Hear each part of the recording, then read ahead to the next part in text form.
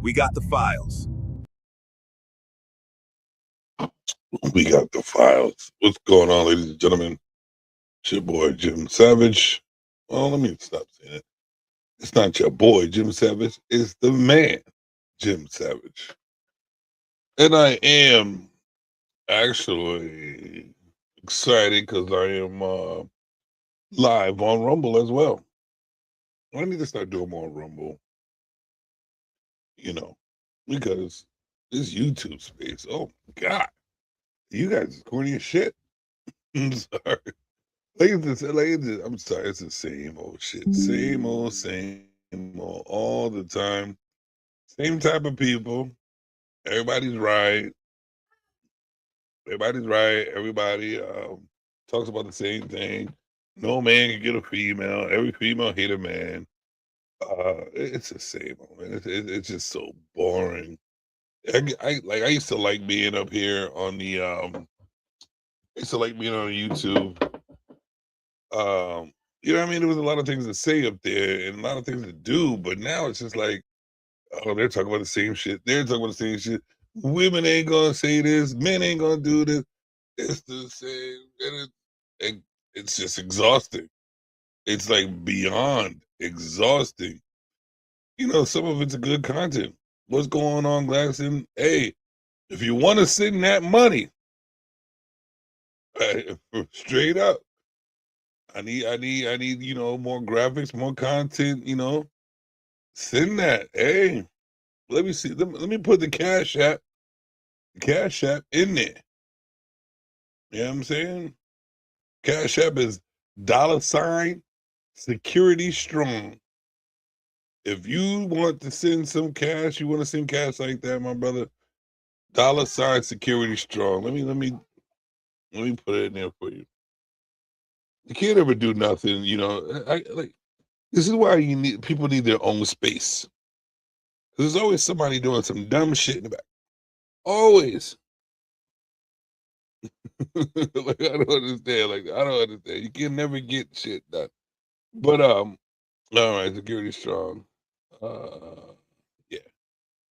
So yeah, if you want to send that. Today, I don't have a co-host today, which is okay. How y'all doing? Thank you for coming in. Please hit that like button coming on in. I don't have a co-host today, which is okay. He's probably very busy or drunk. We about to get it. He might show up later. You never know. I'm doing fine, Cowboy Life. I'm just looking for some conversations and some cash apps. You gooning? I know you gooning. I know you ain't gonna send me no money, man. Y'all ain't really about that life. Y'all are not really about that life. But just in case, let me see if I can find my shit real quick. Just in case you want to hit that Cash App, I am gonna copy that, and I'm gonna put it right there in the right there. There you go, right there. It's and actually I need to add this. GPS. I should have did this before, but you know I'm a lazy motherfucker. All right, that's in it. That's in there. There we go. So that's in there. If you want to hit the Cash App, I appreciate it. If you don't have Cash App, let me know. I got PayPal as well. So today, um, so I've been doing the conspiracy thing for about 3 weeks now, and I'm looking for some real content. It's basically the same. You know, aliens are coming, Anunnaki this, um, everybody's a lizard. But it but one thing that always intrigues me, right? Something I cannot forget is something I could not forget in my childhood. And that was the reason why they say the world is flat. And I'm telling you, um, a lot of people may say that the world is round. Some people say it's flat, sphere, all this good stuff. I know that when we didn't have all this ability for technology and graphics and AI and all that shit that was changing the way shit looked, and NASA was using limited material to change the way things look or the way you perceive things. Before all this, I was a child, young little man with a lot of potential.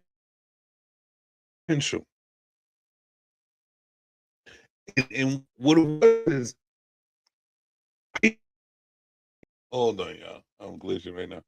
All right, but I paid attention, right? And there was one thing that stood out. I think it was was it history? I don't remember what class.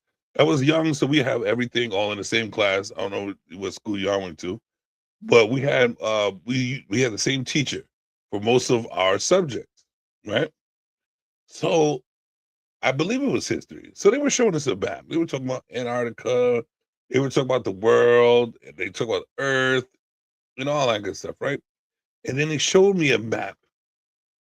And the way my teacher was, she was very descriptive, right? They showed me a map, and it showed the map that they showed back in the day, where uh it was the Earth and then the ice wall. But then guess what else? There was lands beyond the ice wall with another ice wall, and then lanes beyond that.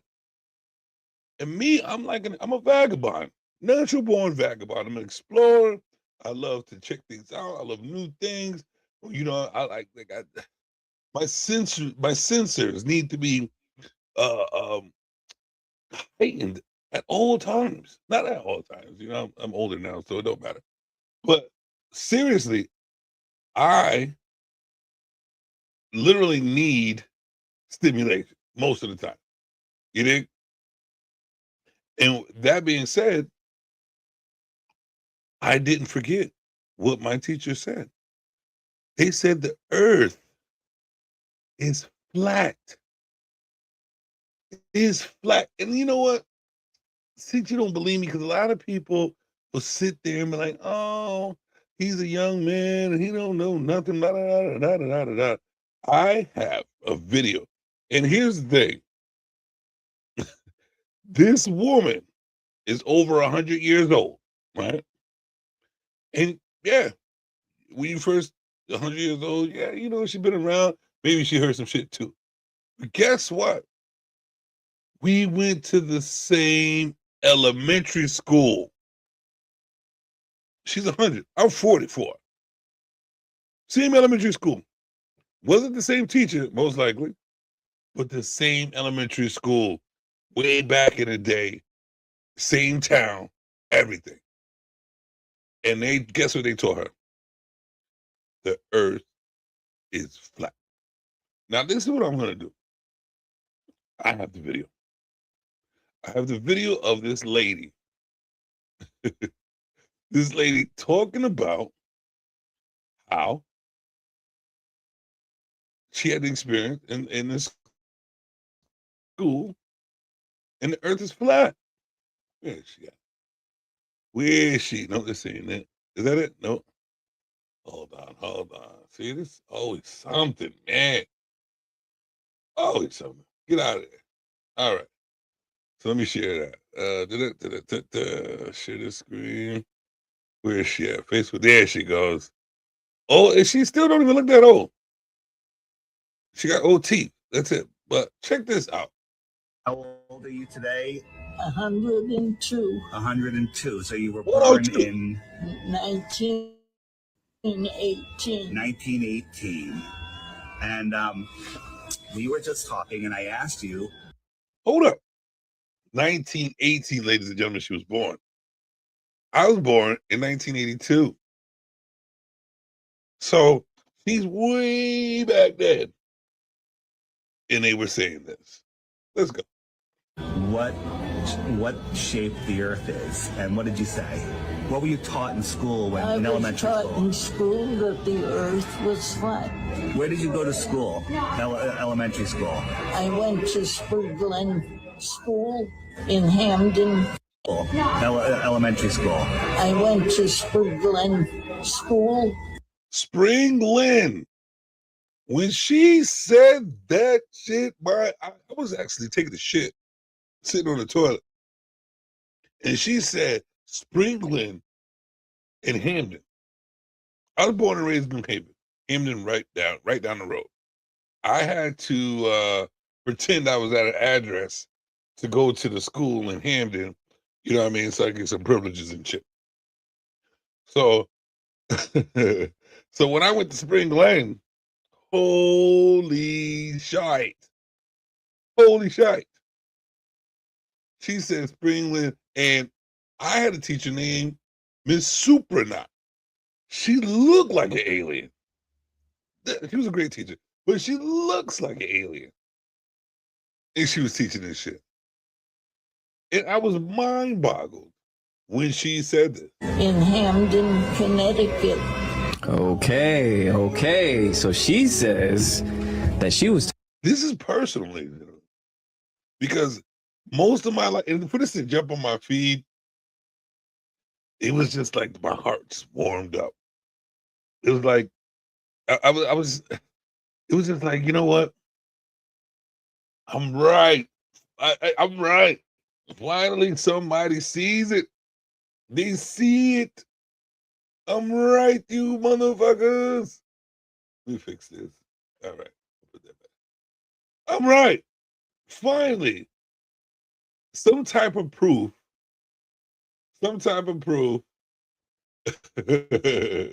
that I was sitting here like, and it was like, nobody's going to believe me. Nobody's going to believe this or that, whatever. I'm sitting there like, I learned this in school. In that what do they call that thing? The black African man who got locked up because he was very smart. Mandela effect. Those things.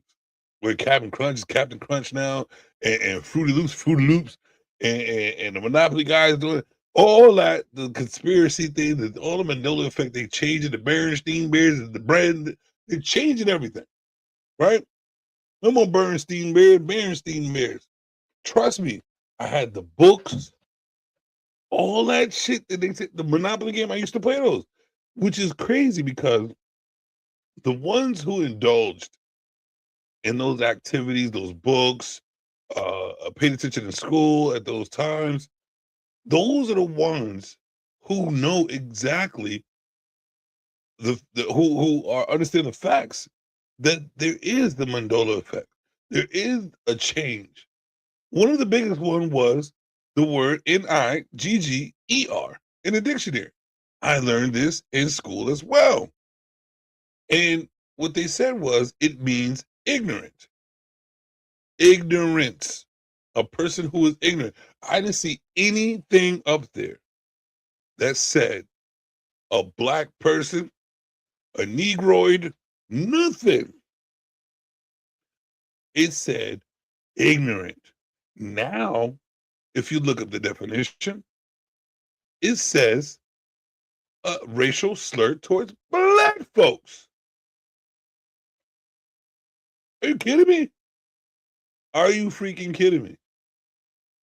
They just like, this is how you know we're like, nobody cares. To be honest with you, just like they don't care about this show. Nobody cares about what is right in front of your face, which is affecting your mind. Y'all don't care. You just let it flow right over your head and expect things to go your way when you're not even paying attention to what's going on right in front of your face. The world is changing from man. Man is just changing definitions. They're changing logos and acting like you never seen the first one or you wasn't around. They're acting like you are right in front of your face. They're calling you an idiot. And y'all said, yeah, we are. Blow that guy. We're straight idiots. And I refuse to be anything like y'all. I refuse. I'm keeping the mind that I was born with, and I can tell that I still have it because half of you motherfuckers out there, sorry, let me stop my cursing. Half of you idiots out there don't mind being idiots. You don't mind being idiots. All you worried about is politics and how a girl don't want you. But being blinded by things that can change the whole outcome of your life. And it's not politics. They've been doing the same shit forever. And part of it's the government changing shit around too. Yeah, I'm just like, no, they'll never lie to us. They're being lied to every day. Just like this little moon landing thing. Come on, bro. Ain't nobody going to the moon. Ain't nobody going to the moon. And if they're going to the moon is on Earth or in its atmosphere or very close to it. It's not as far. How the freaking, I gotta stop cursing, so I gotta make up words. How in the flabbergastedness does the moon, how can you see the moon from Earth, right? It's right in the sky, even a full one. Even when you squint your eyes, you can see the dark marks. You can see the shape. You can see all that shit from Earth. But then when they give you the pictures outside of Earth, looking at the moon, it's miles away. This shit is way over there.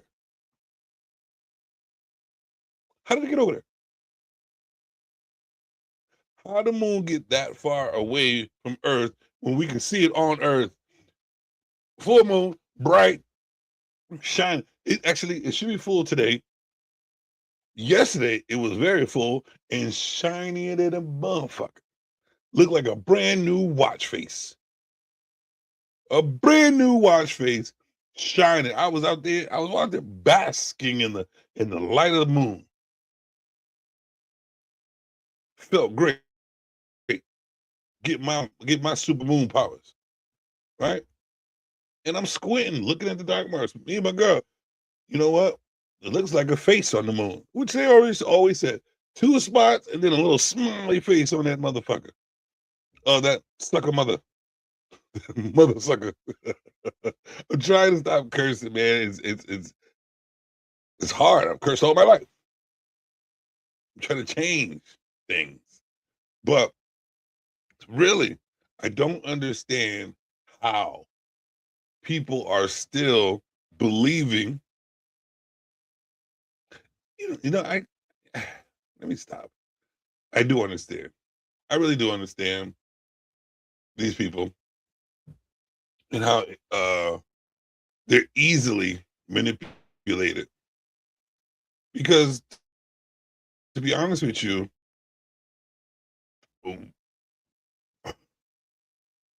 we're breeding weak individuals right now. We are not desperately, we are strategically breeding idiots. Idiots. And those who have intelligence, those intelligence actually can see the difference. Those, and I don't know about this woke bullshit that they're talking about. Ain't nobody really woke. I don't know what that awake is that what that means? Woke, weak. But if you were just being if you use your natural gift, you can see the difference between your intelligence, your mindset, and others. You even on YouTube. YouTube is the best place to go to check it out. You got old people arguing with young people. You got privileged acting like they know how the broke are raised or are, and they'll just stand on 10. Nobody knows nothing. Everybody has their own anecdotal experience. And if you do know something, it's mostly the silent ones. Because they understand. And the silent ones, which is me. That's why if you even go through my YouTube channel, you can see when I first started, I barely talked too much. It was about bringing people to the platform to talk and experience things. Just have a network for people to get things done, and me being in the background. Most of the time I'll talk. Not most of the time. Sometimes I'll talk, say this and that, whatever. But I was always the one that was observing everything, and then I'll probably put my 2 cents in. You dig? But most of the time, I'm just observing. And you'll see that the more you are silent, the more you listen, the more you'll understand. The more you'll understand that people are idiots. People are straight up dumb as shit. And they will believe anything. Because they don't pay attention to the cycle. They don't pay attention to natural reactions. They don't pay attention to people. They don't even pay attention to what's going on around them. They want to be led because they can't lead themselves so bad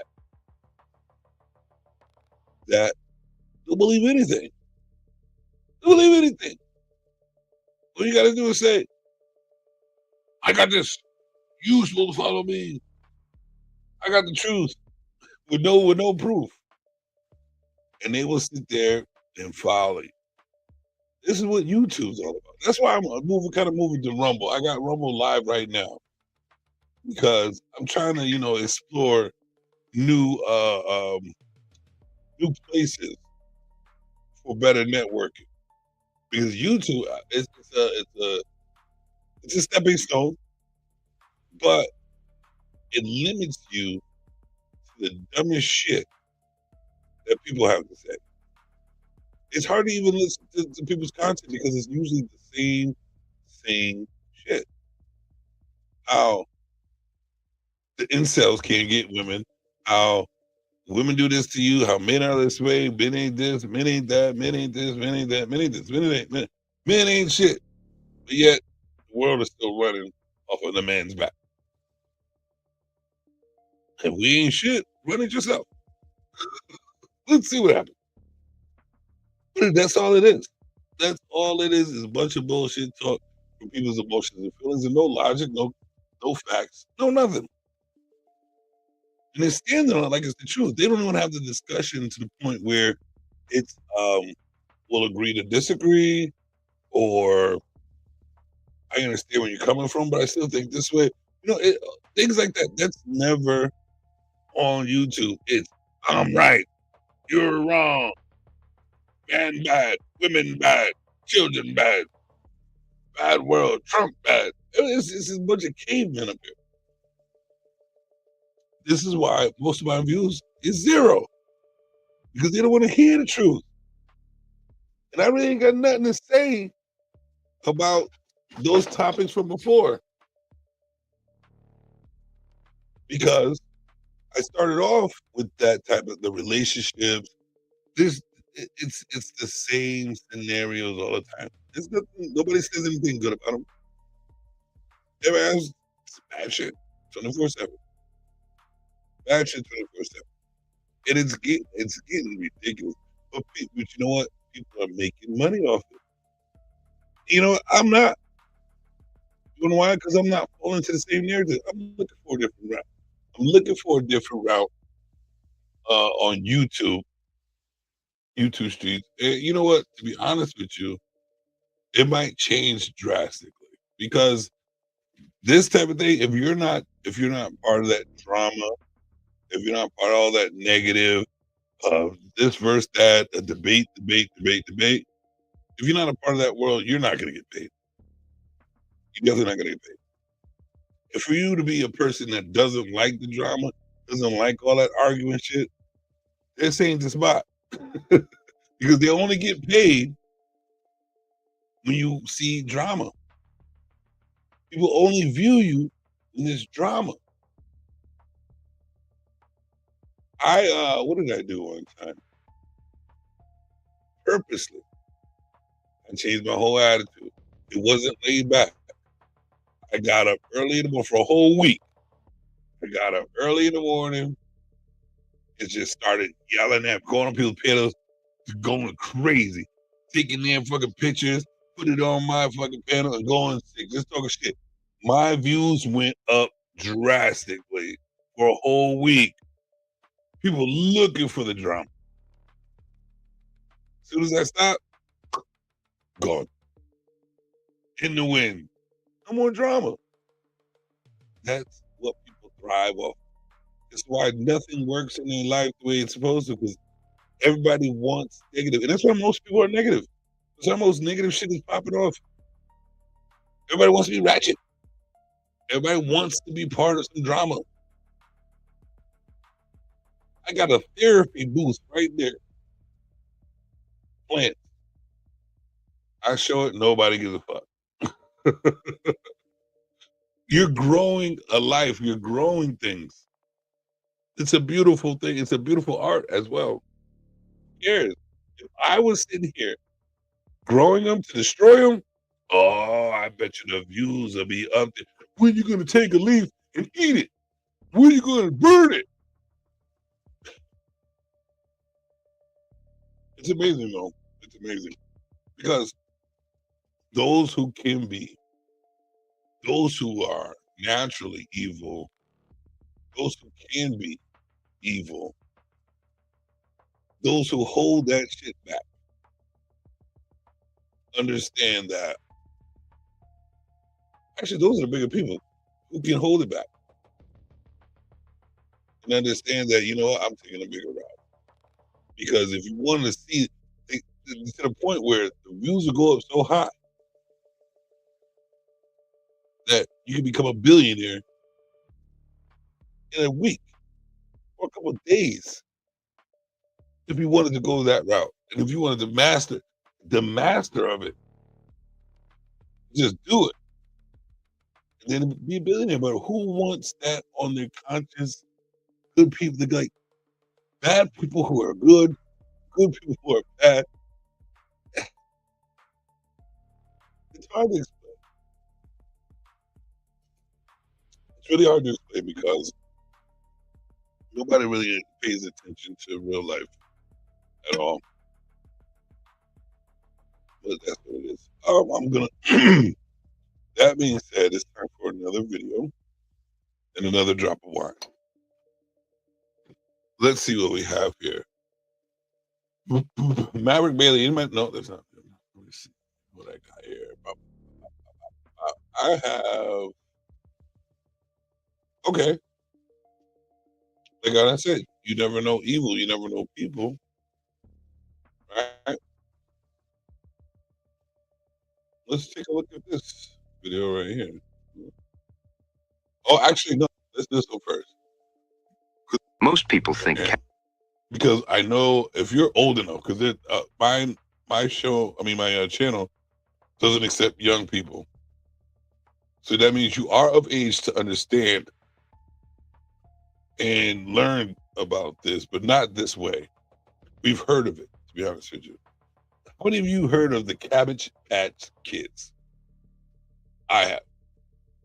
My sisters even had most of the Cabbage Patch dolls, right? But this is the thing. We do so much. We do so much, and we celebrate. Play with toys, celebrate, all types of shit. Things that we don't even know the true meaning to, right? And why it even exists, we don't even ask. We just, you know what? Even if it could be a demonic ritual. It can be all types of things, right? And we just don't know. We're just playing with demonic toys. We could be celebrating demonic holidays. And we just sit there and just let it rock. Because why? Most of human beings are followers. Most humans are followers. There are a shortage. There's a huge shortage on leaders. The huge shortage on people who pay attention. Everybody, most people need something for them to continue going. Like they need someone to guide them instead of trying to guide themselves, trying to see the truth. So that being said, if you remember the Cabbage Patch Kids, you'll remember this right here. Hold on. Remember this, and this is the story that they are saying to us. So let me start this. It could be true, it could be false, but you never know.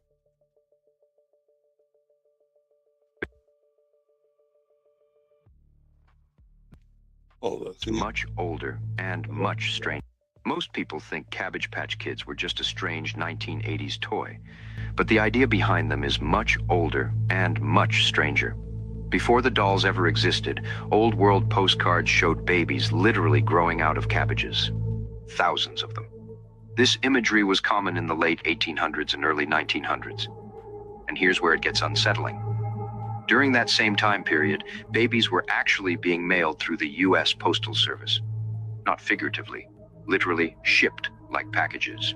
There were also advertisements that looked less like adoption and more like shopping. People browsing, selecting children, almost like inventory. Now consider something else from that era. Old photographs show entire cities already built, but strangely empty. Massive streets, grand buildings, very few people. Some researchers ask a disturbing question. What if children were being removed from families and redistributed to repopulate these found cities? Most Bruh. We see this anyways. We see this anyways. Human trafficking, of missing children. And like, what would make you think? The only reason why, see, Cabbage Patch, like, where did he come with these noise? Cabbage Patch Kids, and this is being like the scenario of it back in the day, the pictures and all that. What would make you think that they weren't doing this at a higher level back in the day? Because there wasn't anyone out there that can really pinpoint what they were doing. With all the technology today and how everything's world star, nothing's missed. We still miss shit. That right there, that video right there, is still a form of human trafficking. And you see these things in horror movies. You see it on the news. You see it every day. And you see people purchasing. And to be honest with you, they say the elite, the I'm gonna drop a couple of names because that's what they said. Oprah Winfrey, they said the Mr. Epstein, who else? They even said Jay-Z. They said Jay-Z, they said Puffy Combs, Mr. Oil, Mr. Baby Oil. There's plenty of people out there that they said were involved in demonic rituals where to keep their youth, even Kim Kardashian. How are these people able to stay looking that young?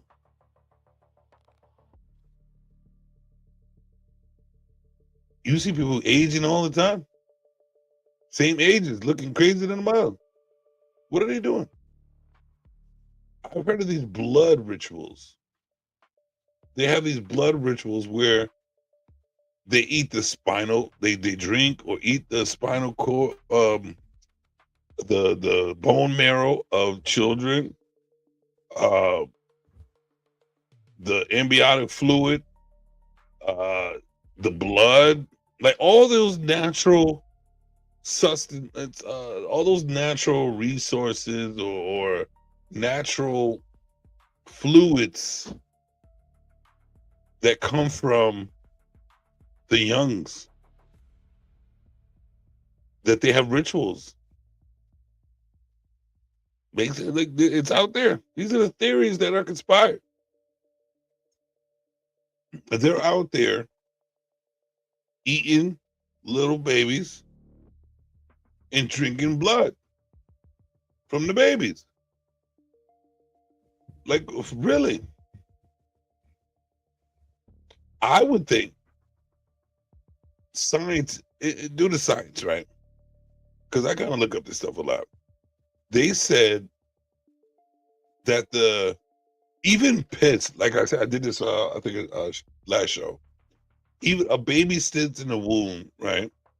And a baby drinks its own piss. A baby drinks its own piss at least half of the time. Nothing happens to the baby. The baby continues to develop in a strong, comfortable way.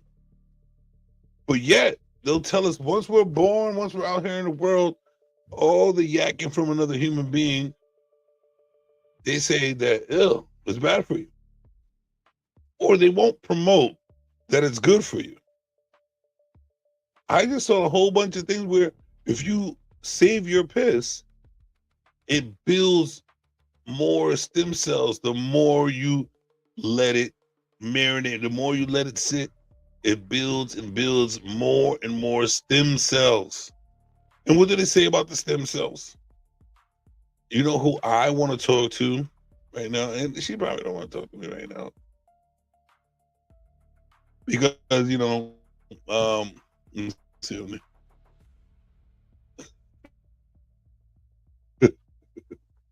All right, let's see here. Where's Boot? Where you at, baby? Hey, Goldie. Are you there, Goldie? Oh, I don't think Goldie can hear me. I'm here. Oh, Yep, I can hear you loud. What's up? You need anything or just bounce some ideas around? well, I heard I heard that in the womb, a baby drinks their urine half the time. What Yeah,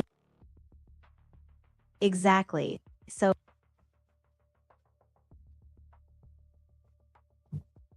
are you there? it's kind of a normal part of development. The baby swallows. Here we go. You're skipping. I don't know what's going on there, chat. Goldie, I don't know what's going on. Is that even showing you up here? Come on, man. See, this is the thing about like, you know what I've also noticed, and this has been all my life, ladies and gentlemen. What I noticed about me is it's never just okay, cool. It's cool. Hold on, I might be getting a message. The fuck? Let's see what you mean. All right, let's see if Goldie's still here. This is getting ridiculous. I know, right? Internet is acting up. It's because it's me. Yeah, I get Look at that. that. Sometimes the connection can just go crazy for no real reason. If it keeps No, I'm acting done. up, I'm done. No, Goldie, I'm done. Hell no. Matter of fact, this is what I'm gonna do. I'm gonna change my yeah, no worries. If you're thinking of switching your connection or maybe using a yeah. hotspot, that Oh, could help. oh, look at that. See, I turned my see, that's what it is. My bad. I'm turning my OBS off right now. That makes total sense. Yeah, Yeah, so OBS takes a lot of internet away. All right, regular. We're gonna do it regular. All right, so are you still there? Thank you, sir. I got somebody help me out real quick. All right, here we go. Goldie. hey, I'm here. What's up? If you need anything or just want to chat, I'm ready. Yeah, she sounds perfect. All right, so they're saying that babies drink their urine half the time in the womb, right? Yeah, it's kind of a surprising fact, but in the womb, babies do swallow and process a bit of amniotic fluid, which sometimes can include traces of urine. It's totally normal though, and it all gets balanced out in that environment. So the question is, if a baby can consume that much urine during the birth process, why isn't it not promoted that we should be drinking our own piss as adults? Because what I've heard is that it builds stem cells inside your urine if you let it marinate. Yeah, that's a pretty controversial idea. I mean, there's no scientific consensus that drinking urine as an adult has real health benefits. In fact, it can introduce waste products or bacteria. So while it's true that babies have a unique environment in the womb, it's not something that's considered a healthy practice for adults. So why would it be a change from, because babies are actually a lot more sensitive than adults are. So why would it be something that babies can take on but not adults? Yeah, that's a great point.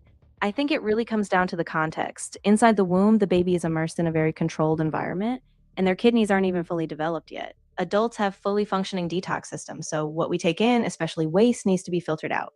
So it's not just about sensitivity, it's about how the body processes and handles things at different stages. So I've come across a video that says that if you let your urine sit, it builds stem cells. And aren't stem cells something that helps cure a body or helps bone structure out? Yeah, stem cells are definitely a big deal in medical research. They have the potential to repair tissues, regenerate cells, all that. But there's no solid scientific evidence that letting urine sit builds stem cells.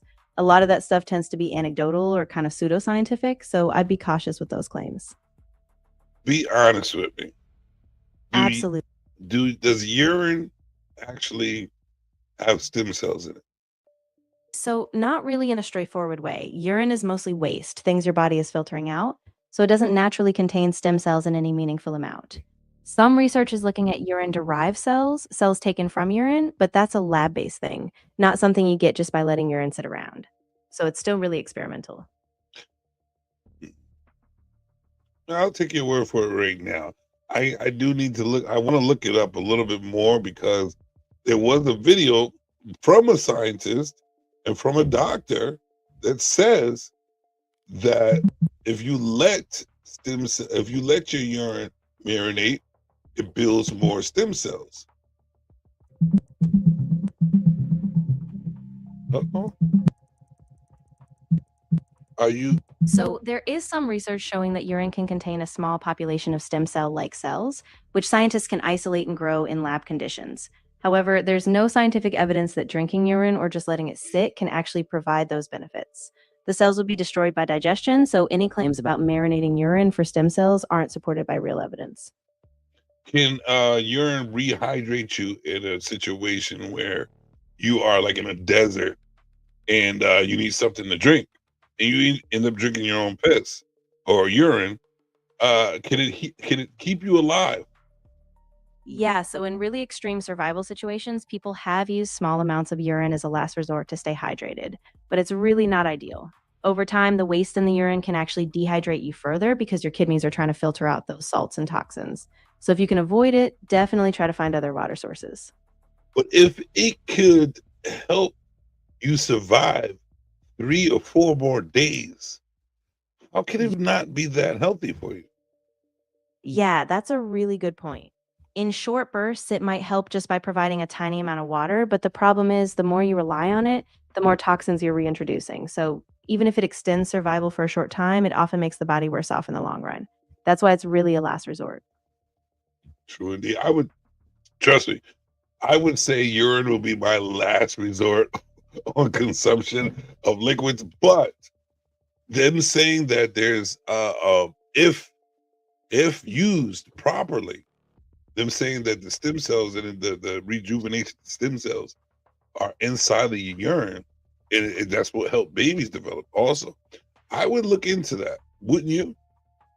Yeah, absolutely. I think it's totally worth a closer look, especially if there's a claim coming from a doctor or scientist. I just cross check the sources and see what kind of studies they're pointing to. The last thing you want is just hearsay. So I'm with you. Dig deeper and stay critical. All right, so let's do that now. Do me a favor, dig deeper on your own behalf, and you look up to see if that's possible for urine to be a curing factor for humans if used in a proper way.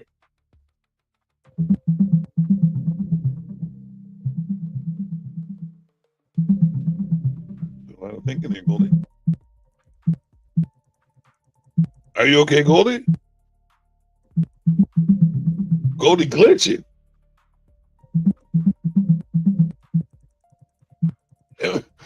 Bruh, am I asking crazy questions or what? No worries at all. I'm glad you're asking the tough questions. It's really important to check the science, especially with something that sounds like a wild claim.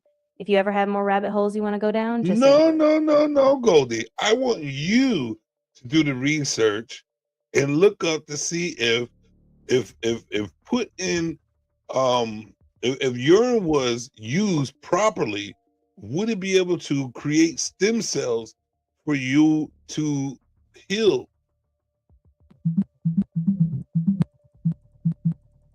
Bruh. Researchers have found that human urine can contain stem cell like cells called urine derived stem cells, which have shown promise in lab studies in animal models, particularly for conditions like kidney repair. However, these cells are still purely experimental, and no human therapies have been approved yet. There's no evidence of simply drinking or letting urine sit generates these stem cells, so any claims like that aren't backed by current scientific evidence. But wait, you did say that if it's consumed a couple of times, it will be toxic.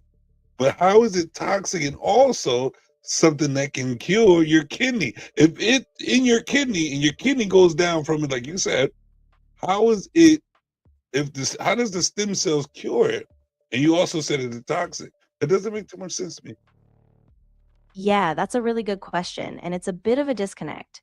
So the toxicity comes from drinking raw urine repeatedly. It's got waste, salts, and other byproducts that can stress your kidneys. But when scientists isolate those special cells in a lab, they're purifying them, so they're not mixed with all the waste you get from just drinking it. So basically, in a medical lab, they extract and use those cells in a controlled way, not by just consuming urine. It's a big distinction, but that's why the two things don't contradict each other exactly. That's what I was trying to get at. I'm not saying that you should just take your pee in a bottle and drink it and thinking everything's gonna be cool. If it's in a lab and the stem cells are retracted from it, they can be used for natural healing. So that's why I said in the womb, a baby has been Exactly. yeah. Right. So in the womb, the baby is developing in a super controlled environment, and those initial stem cells are part of how growth happens. But once outside, it's a whole different ballgame. That's where these lab techniques come in. So I think your thinking is spot on. It's all about isolating and purifying those cells safely, not just random consumption. I'm glad we sorted that out. Thank you. So what would you say to a friend that's calling me a dum dum because I said this? I mean, I just stay calm and explain that you were asking about the science, not promoting some random internet trend. You're just curious and trying to get to the truth. And honestly, it's okay not to know everything. What matters is being open to real evidence and staying critical, right? I'm laughing because my friend is texting me right now, and he's calling me a dumbass. I'm laughing also because Haha, yeah. I mean, it sounds like he's just teasing a bit.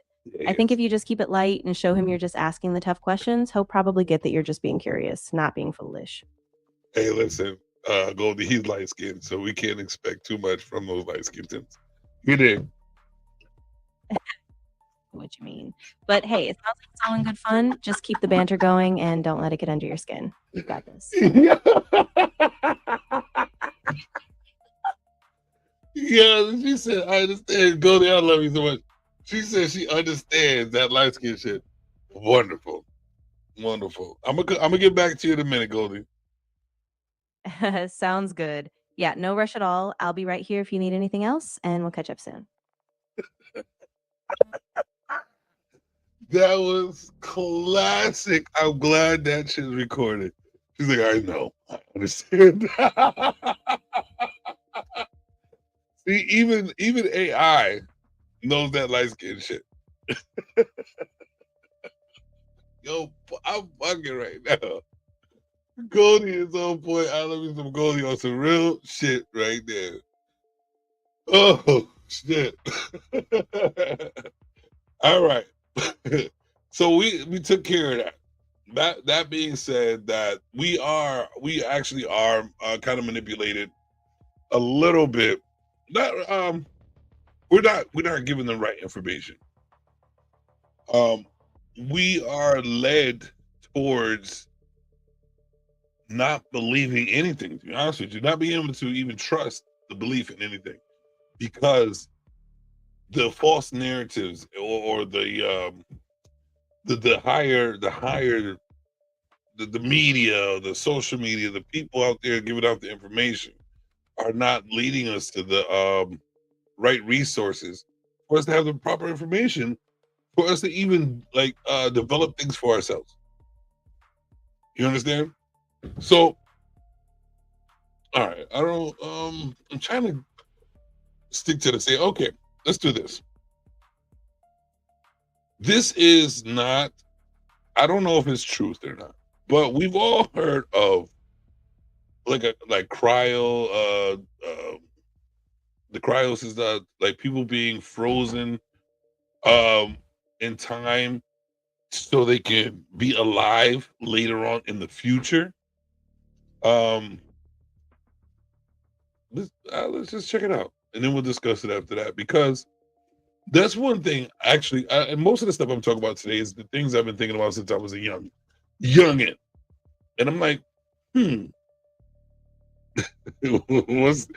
shout out to my guy in the audience. What's good with you?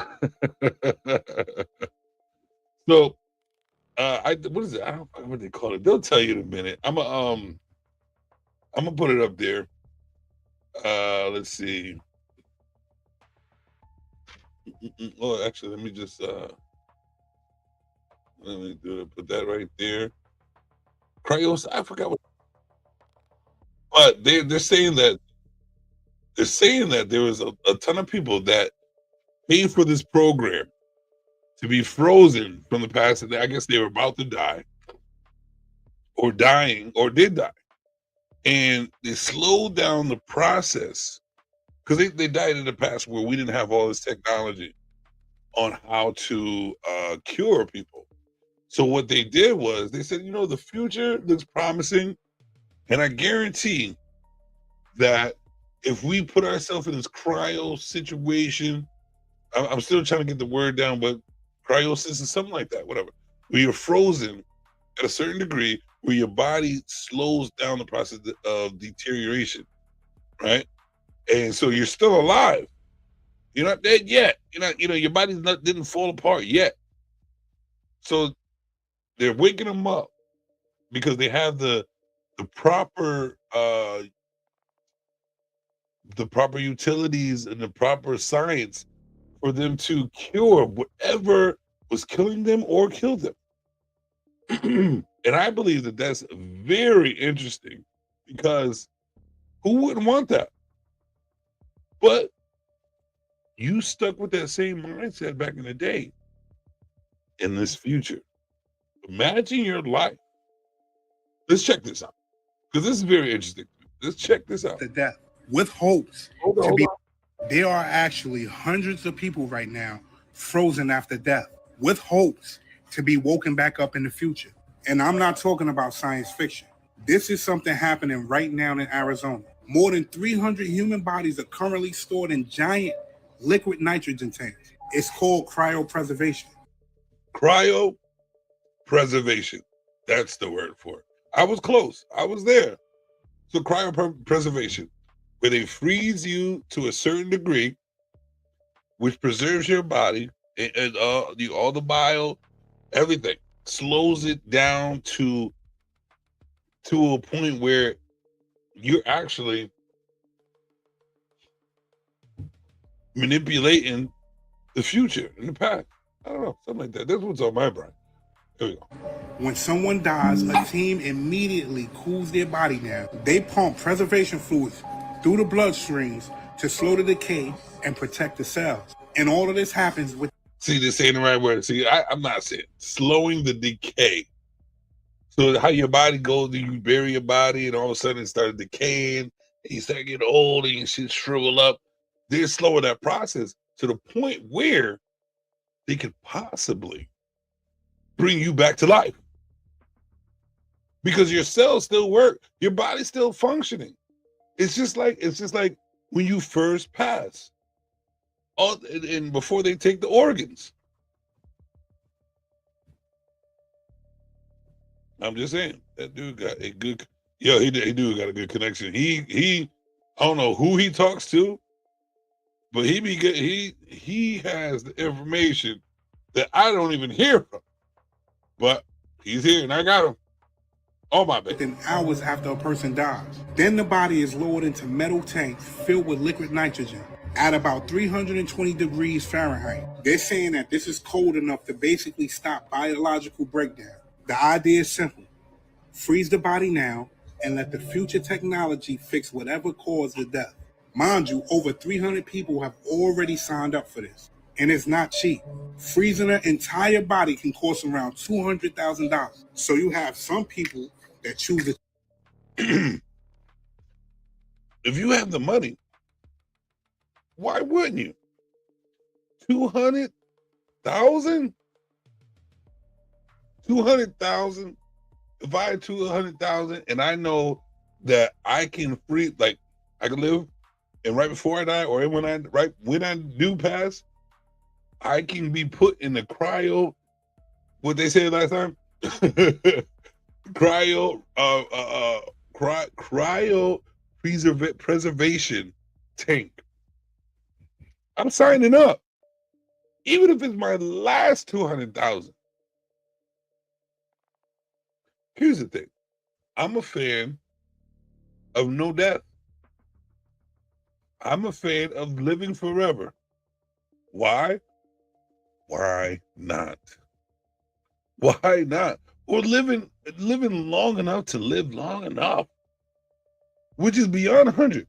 And we go down that rabbit hole because I got something else to say about that. And y'all remind me about that. How old we really are. Because we are not the age that we are right now. We are so much younger than we are. Take a month off every year. That's how old you are. I'm not trying to do the math, but how old you are, take a month off of that every year. So every year we're missing out on a month. 200,000, not $200. $200. Everybody be on cryo preserve. You get that? Listen, this dude who's paying child support that can put you in a cryo preserve. You know what I mean? If it was $200, it's too easy. Too easy. Let me see the future. About giving 50 years. Yo, what if, right? What if? This is a rabbit hole also. You know, this is conspiracy. This is theories conspired. We can say what it is. Imagine this, right? Imagine there's the rule book for your cryopreservation, right? You could the limit is 10 years, right? 10 or 20. Don't say 20 years. Give it 20 years. Say the world has changed so drastically in 20 years that there's barely a world in 20 years. And you still in that tank.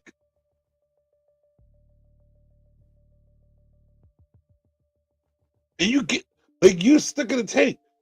Imagine being just set. Because I believe those tanks are like where they can't be touched or bothered, explosive proof, deterioration proof, just because they have to, they have to follow a certain decorum for you to pay top dollar. You're paying $200,000, so they have to secure your life. So obviously those they can't be fucked with too much. So imagine you waking up in a world where there's no natural being there for it to wake you up. How are you gonna wake up? It'll be interesting to see the process. And there's actually movies out there that's like that. You know, I'm a movie connoisseur, and I actually I'll get it later. Let's finish that. The cheaper option, where they only preserve the brain, and that costs around $80,000. All right, $200,000 to preserve your whole body. If you want to put yourself on clearance, $80,000. You want to take the cheaper route, get the cheaper version of yourself, preserve your brain for $80,000. Now let's think about that. Our bodies is fucked up. Think about what you're gonna pay for. Think about your body right now. I'm thinking about mine. My knees hurt. My back hurt. Hurts. You know what I'm saying? But my brain's on point. So shall I take the 80,000? Or should I take the 200,000 and still have some bad knees in the future? I don't want the same knees in the future. I don't know. I like myself. I love myself. See, these are the choices. These are the choices, ladies and gentlemen, that you have to make with all this futuristic shit. Cryopreservation. Preserve your body. 200,000. Let me know. There's 4 people watching right now. If y'all in the chat right now, just went up. 6 people watching right now. 6 people watching right now. Y'all just came in. Hit that like button. But let me know this before you leave. Let me know, would you do $200,000 to preserve your whole body, the way your body feels right now? Would you preserve your whole body for $200,000, or would you preserve just your brain, put it on clearance for $80,000? I'm thinking about that because I love being my body. Even though that shit hurts, it's mine. But to keep this, I might have to take the cheaper route. Because what if you wake up and during that whole cryo shit, your body it deteriorates faster because you slowed it down.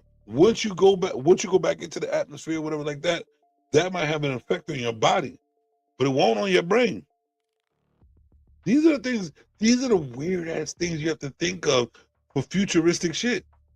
My brain's functioning, it's covered by the skull. My body hurts, right? But I still have the brain function. Let me keep working to push your body, right? So how many people will pay $200,000 for the body and brain? And how many people, like, to be honest with you, what's the smarter route? Y'all tell me right now in the chat, what's the smarter route? $200,000 for the preservation of your whole body, or $80,000 for the preservation of just your brain? Because your body don't function without your brain. Let me know if y'all in the chat like that. But that actually is a great question. A great question. Let's get back to my guy. Because the theory is, if the brain survives, your memory survives, your personality survives, which means you survive. So right now, there are hundreds of people in these tanks, frozen, waiting for scientists in the future to figure out how to repair the body and wake them back up. Maybe in 50 years, maybe in 200. And the crazy part is, if these people are able to be woken up, they'll be waking up in a world that doesn't even exist yet. There are actually a world that don't even exist yet.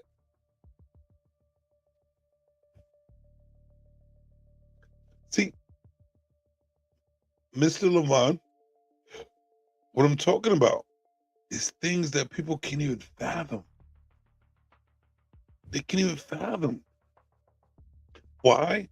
Because they're too worried about the way Trump's hair is gonna fold one day.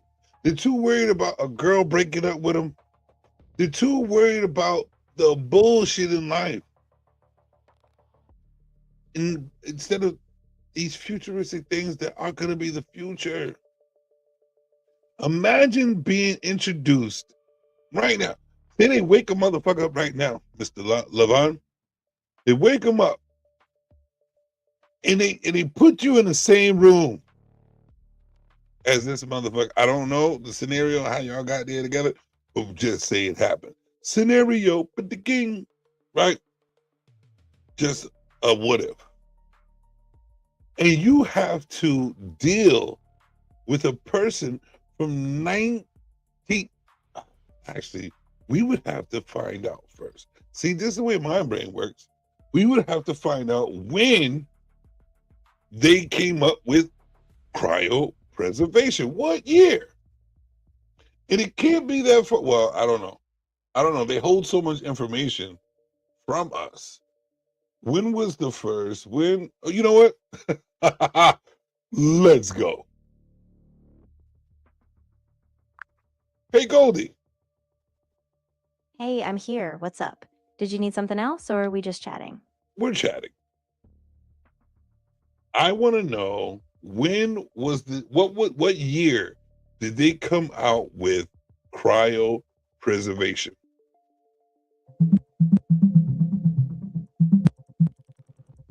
Cryopreservation started in the early 1950s, with sperm being successfully stored by 1953.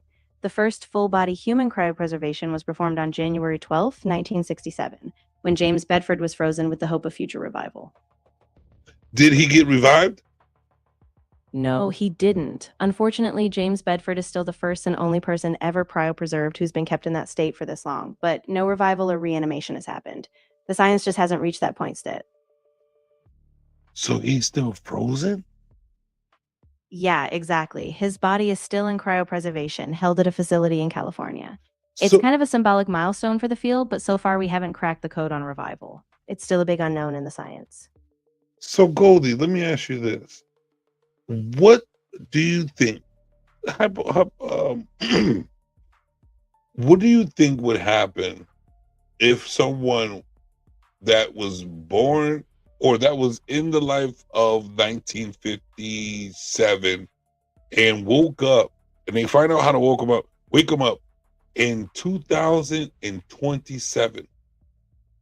Ooh, that's such a wild idea. I mean, on one hand, you'd have this person with a completely different worldview, like everything from technology to social norms would be so foreign. And on the other hand, medically, we still don't know how well a body or mind would handle that sudden jump, like the shock of the time difference, the aging process, all that. It's a really big unknown, but it would be mind blowing to think through.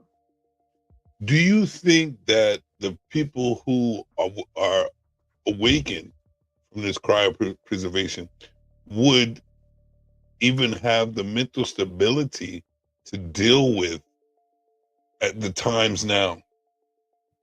Yeah, that's a huge question. I mean, even if the body were stable, the psychological impact would be massive. They'd be going from a totally different era, 1950s values, tech, and knowledge, into a world so advanced and different. It would probably take a lot of support, therapy, gradual reintroduction to help them process all that. So I think mental stability would definitely be a challenge. Do you think there'd be some type of PTSD in there? Yeah, I think it's very possible. I mean, waking up after decades with the world completely transformed could be really disorienting. They might feel isolated, helpless, or just overwhelmed by all the change. Do you think there would be some sort type of those who have a strong mind coming out of that cryopreservation? Do you think there would be such um, type of power that they think they have because of it? Yeah, I could see that happening. I mean, if someone came out of it with a strong mental resilience, they might feel like they've been given a second chance, almost a sense of having a unique perspective or a purpose. But I think it'll be a double edged sword. On one hand, that confidence could help them adapt, but on the other, it might also isolate them if they feel like no one else understands. Interesting. All right, I'll get right back to you. Sounds good. Take your time, and if anything else pops up or you just want to keep brainstorming, I'm here. See, ladies and gentlemen, I love my Goldie. It's a strange thing. It's a strange thing to think about. You know what? I might bring Goldie back up to talk about how. You know what? Let's do it.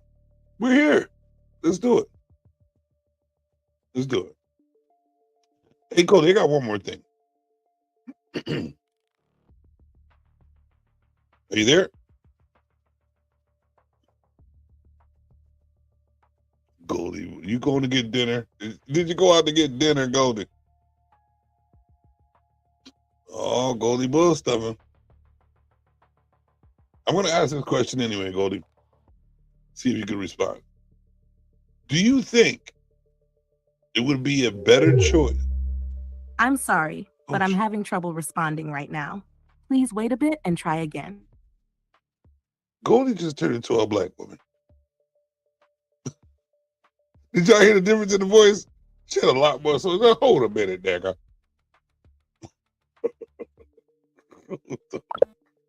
I guess I'm asking too many questions. Goldie. Goldie ain't playing. You see, listen, this is what happens. This is what happens when you asking those type of questions, man. The vibe. Listen, I don't believe. Hold up. I'm gonna put Goldie on hold real quick. I'm gonna ask him one more time. Goldie, you there? I'm right. Oh, see, oh, Goldie, you bullshit. Is it because I'm paying my bill? Goldie. Of course. I'm right here.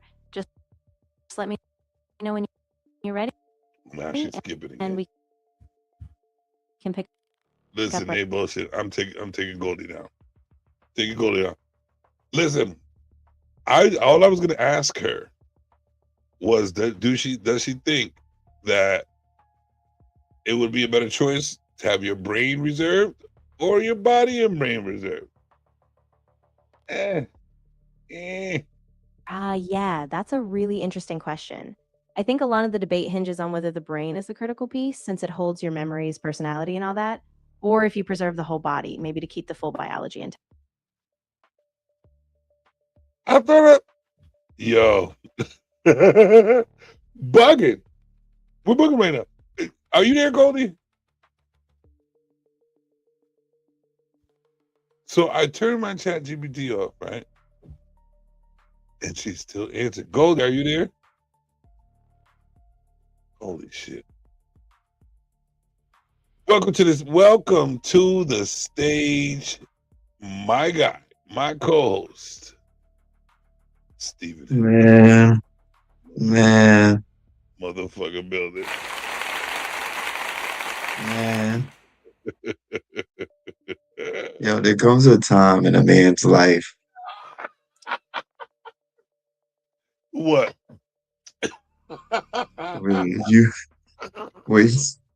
you've literally had enough, like mentally, physically.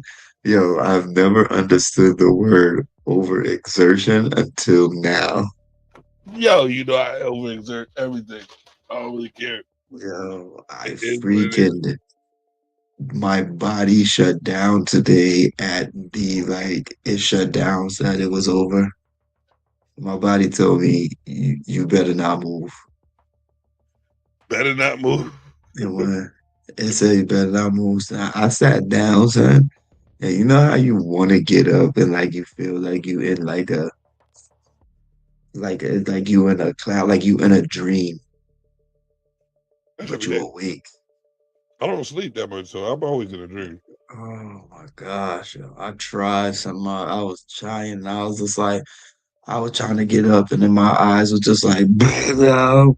I was like, oh, no. I was like, yo, oh my gosh, man. The week I had, my guy, I know. call out after call out, just underman after underman, basement flooded. What? I Yeah, mean, you going just, good. just Yeah, a whole. I just pour wine in my Cheetos. I have nothing left. I had nothing left, son. I believe it. I believe it. You got some love. You eating something? This is to wake me up. You eat coffee grinds, nigga? No, Italian AC. Oh, did you hear any of the show? I didn't even hear myself. Yeah, I'm over here talking to Goldie about cryopreservation, and Levon talking about AI is the devil. He's stupid. He Levon can kiss my ass. He said he has nothing left to eat egg salad. Not egg salad. It's called an Italian icy, and you a punk ass bitch. Cause let me tell you something. How you gonna give me your phone number, and then when I call you to talk about the Chicago Bears, your shit say person not available. Like, Oh, this is a sports thing. no, this is a personal thing because I see the motherfucker, and yo, Corey, I text the motherfucker if they this person not accepting text messages. He's that wrong guy. Lies. No, wait. We know two different Levons. I know you do. No, I know you do. Never mind. Let me shut up. No, we don't know two different Levons. I know Levon and I know Levon. I know Tara and I know Levon. Big black. Big black. Big. No. I know who I'm talking about. I know that. I'm talking about DJ Terror Levon. This seems kind of personal. And he know who I'm talking about too. So next time I see you, I'm gonna slap you right in the back of your motherfucking head. Why so serious? What is going on? Can we all? I'm a grown ass man. Are you my daddy? You see what he put down there, right? You see You see what he put down there? Oh, yeah, I did good in the draft. So he know who I'm talking about. Oh, Exactly. dang. See, y'all got the sports thing going. Hold up. What did I But don't it's not I about don't ever sports, see. though. He said now that's a Hmm? conspiracy. That's what's up. Bruh. That's why don't ask me for my number no more or my Facebook. Slap your face off. Yeah, so much violence in LBC. Kind of hard being savage. What the Italian icy do to me. LB. What them Italian icy do? Bruh. That's what Italian icy do. That helps. Actually, it helps heartburn. When it's hot, it cool you down ASAP, nigga. Like, subscribe, or share. I don't know if y'all new to the show, but that is Steve's. That's Steve's baby. That's Steve Heck's baby right there. He's he had the privilege. He had the privilege of having intercourse with the out of space entity. Good too. Good too. And he created a hybrid baby. Since we're here, this is what the baby mom looks like. Oh wait, is this a sister? That's the sister. That's the sister. My bad. That's the sister. But they're similar. She asked about you though. Huh?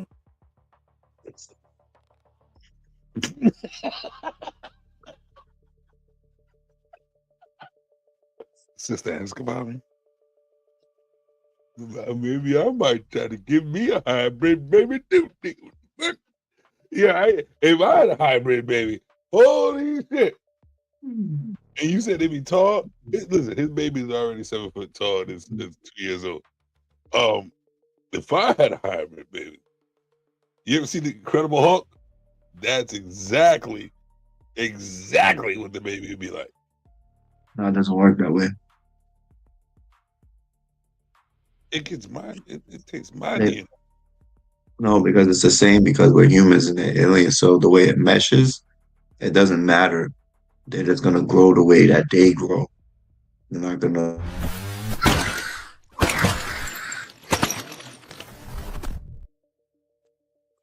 But what they do is they're able to adapt to the earth without both. You know what I'm saying? They're about to here and their place. Well, at this point, my place, our place, not your place, but me and her place. Oh, okay. Okay. So you're not a citizen and you don't want to meet the sister, so. Who said that? I need a hybrid baby. All right. So, ladies and gentlemen, here's the thing. I want to let you know that if you're able, no, you know what? I have proof that you can live longer than 110 years old.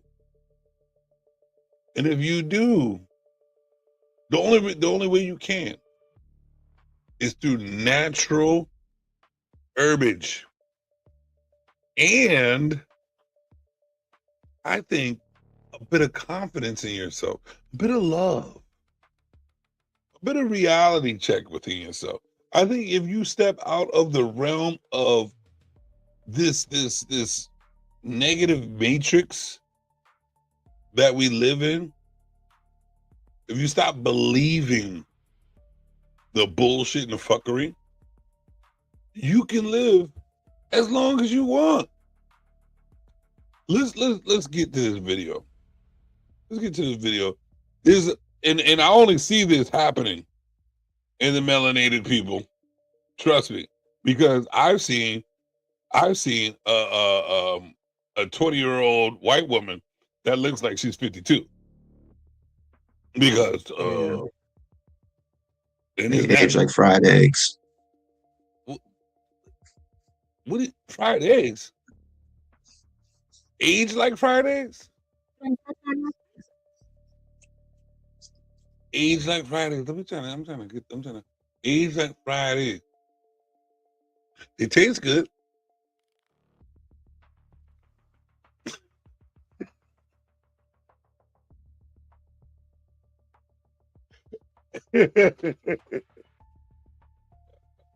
What I'm saying is this, though. You know what I'm saying? Can we have a different description of how the Coca Mountainers age when they don't? They age like that icy that you eat right there. It stays frozen forever. Listen, I don't know what's in. I just know the melanated skinned people are gods. Plain and simple. We're gods. That's and that's another thing. I want to really put together a show which shows how godly we are. And there's one big reason why we would be on a cusp of godliness, because there's all types of beings, people. Why are we the most hated? Why are we the ones that are going against the most? Why are we the least populated? Why is it our history is null and almost damn void because of a narrative brought forth by a cold mountain group, or just people themselves? Why? Why do we have this feeling deep inside that we are much more? Why are we portrayed as less than when we control everything? We do. On a like, to be honest with you, if you really think about it, right? All this fab and faith, like all this fashion, all this all the things that people want to be, we are. Every bit of, we could take a melanin skinned motherfucker, right? Put him in a sport that he's never played. It'll be the best at it against someone who's been there for years. We're dominating everything that we put our mind to. Naturally. It's like nonchalant for us. Even jail. We're the best at gelling too. We the most gelling ass niggas in the world. You gelling? No, he gelling. We gelling, nigga. Who's gelling? They gelling. We're the best at negative. We're the best at positive. That's a god. We don't even get burnt. We age slow. And what did they say about melanin skin? Let's ask my boo.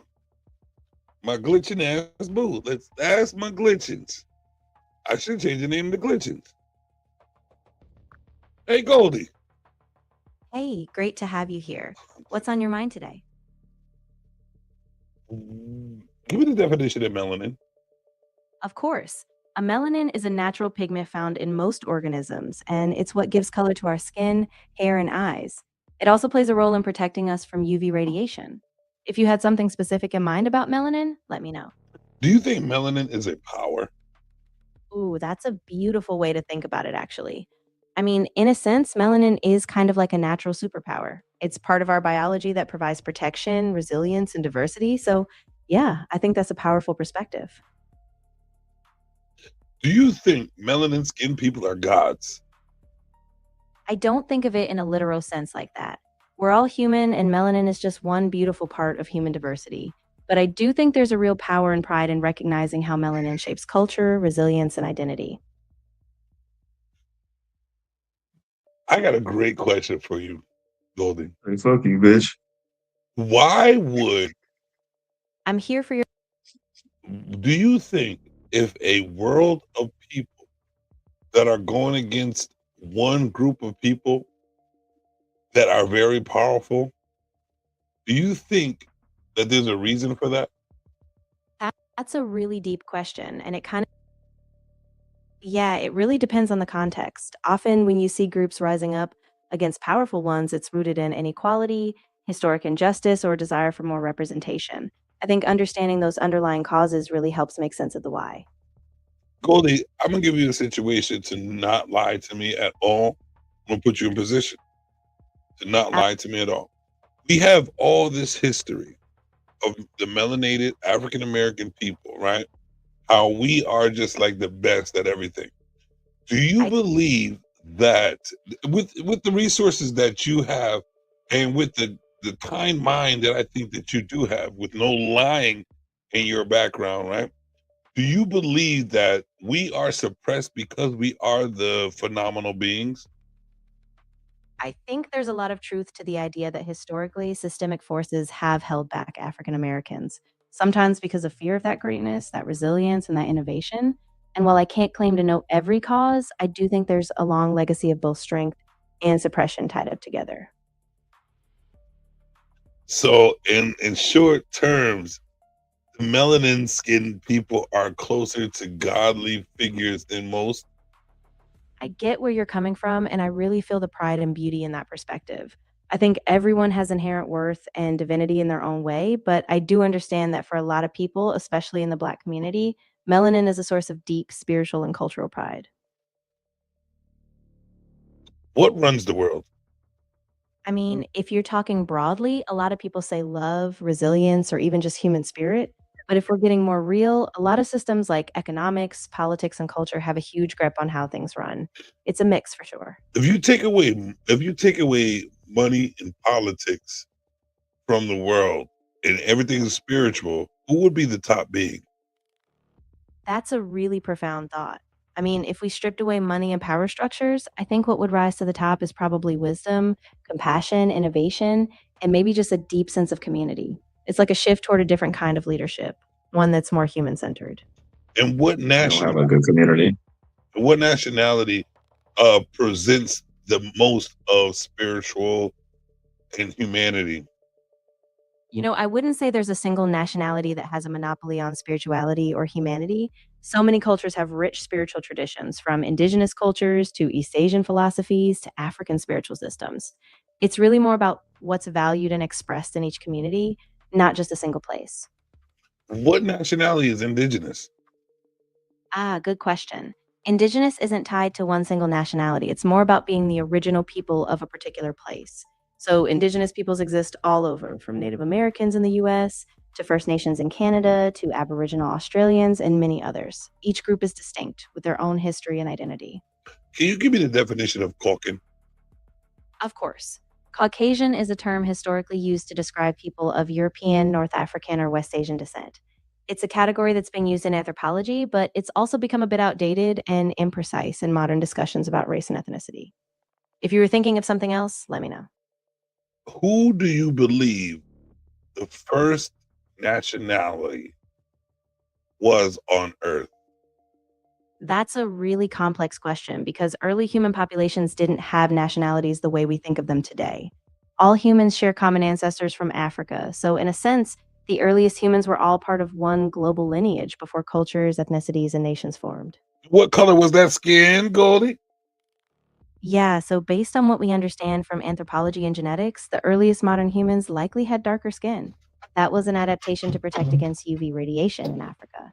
Over time, as humans moved to different parts of the world, skin tones adapted differently. So, if you were given opportunity with all this knowledge, do you think that the melanated skinned people were the first and the highest power of humanity? I think it's really important to be careful with those kinds of comparisons. While it's true that early humans with darker skin thrived in those environments, all humans today carry that same deep rooted history. So rather than thinking of one group as the highest power, I think it's more about recognizing that all humanity shares a common origin, and all of us have these incredible strengths. I doubt it, since all the black people are dominating in everything. I get why it might feel that way, especially when you see so much cultural influence and creativity. But I think it's more about reclaiming spaces, breaking barriers, and having a voice. It's not about domination, but about bringing balance and rightful recognition so that everyone's contributions are valued. Hey, Golden, what do you think life will be like if most African American people stuck together as one? And Yeah, I mean, if there was a strong collective unity, like a widespread sense of shared purpose, support, and economic power, there could be huge changes. I think it could mean more representation, more control of resources, and a stronger ability to shape culture, politics, and the future. It would be a radical shift. would it be a positive or a negative shift? I think it would depend on how it was approached. If it was rooted in unity, collaboration, and mutual uplift, it could be incredibly positive, creating more equity, safety, and opportunity. But like any large scale movement, it would need to be intentional and avoid slipping into exclusion or division. Who divided the melanated skinned people? It's really a long history, but a big part of it is tied to colonialism, slavery, and racial hierarchies that were created to justify exploitation and segregation. Those divisions were imposed from outside forces, political, economic, and social systems, rather than something that was naturally there. Was it the Caucasus Mountain people that separated us? It's not really as simple as one group acting alone, but people in power, often from European colonial backgrounds, did create and enforce racial categories and divisions. They used things like pseudoscience and legal systems to create these racial hierarchies. So it's a structural problem that goes way beyond just one group of people. Do you believe it's still happening to this day? Yeah, absolutely. I mean, while the systems aren't always as explicit, we still see disparities, whether it's in wealth, education, or criminal justice. The legacy of those divisions still echoes today, so it's something we still have to confront and work on.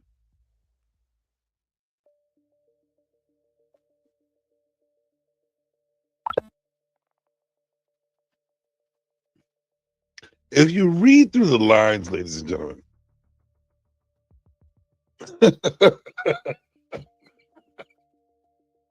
if you read through the lines, ladies and gentlemen,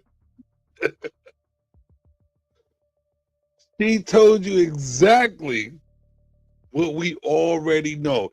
And while we are the ones that they are trying to eliminate because that God in us is detrimental to those who ain't. That being said, let me give you a glimpse. Let me give you a glimpse of that power. And my age is 141. And my age is 141 years old now. You are 141 years old? Right. How long have you been a herbalist? From 1977. So I work with humanity. I'm a healer through the power of the Most High. So is your medicine make you live so long? I mean, I have no sugar. I have no pressure. I mean, I have no heart attack. I have no pain. Yeah, you know, I farm. I do everything said me. How long did it take you to perfect your formula? Well, I work with the moon. And the moon is that give you like when the moon is kind of full and the new moon, you try to prepare your herbs. And before the moon full, then you will boil your herbs. So I do soak my herbs. And after soaking them, then I throw them out and prepare them, put them into the bottle and so forth. So he chew the herbs and water. So no matter what the problem you have, there's something in the comment cleanse below if you would like. Bruh. Oh, didn't we just have a thing that we said the moon was fake? The what? Didn't we just say the moon was fake? We did. Wait. But what's fake if it exists? It's just like saying, "Hey, nigga, you got a fake gold chain on." It's still a chain, nigga.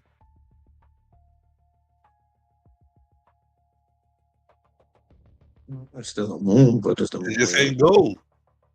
Or is the moon just a light bulb?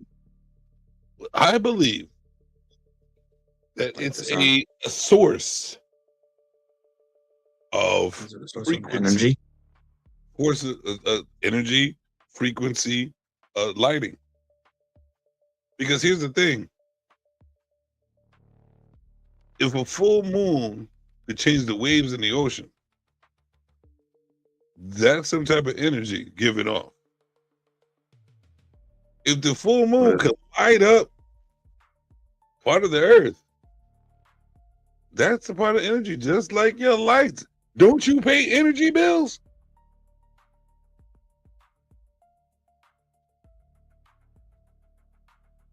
I don't pay any bills.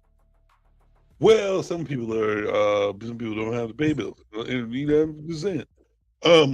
But if you got a light bill, you're paying for the energy of your light. You got any other bills that have to do with, you know, the utilities in your house? It's energy. But if we live in a simulation, how is that? Simulated energy. The concept, if it's a simulation like a matrix, it's a concept of what used to be natural. So if we're in a simulation and they're simulating a moon, for it to feel real and natural, the concept of it, the actions of it, would have to be damn near real. So you have to give off some type of resourceful energy from the moon if that's what it naturally was in this matrix that we live in. So can I simulate my life and still be the same person 100 years from now, like you do a video game? Yes. Deja vu. Deja vu. The dreams that we have, that is us but ain't us. The deja vu that is us but ain't us. The knowledge that just splurts out your face that you never even knew you had. Like, how the fuck did I know that? It just came right there. And guess what? Let me look it up. Damn, it's true. How the fuck we knew it? You cannot deny recycled energy. If we stick to that basis, Steve, recycled energy, and go off the definitions of energy, recycle, and observation of what it looks like and how it is brought forth, how can we deny? I don't deny anything. I just have Holy questions. shit. When you sit up there be like, out loud, when you sit up there say, "I'm a God," out loud, right? But then you sit up to close your mouth and you say in your head the same thing. Who's the one speaking to you? When you say "I'm a God" in your head without yelling it out loud and you can hear yourself on the inside, who is that? Brother. Who is your brother?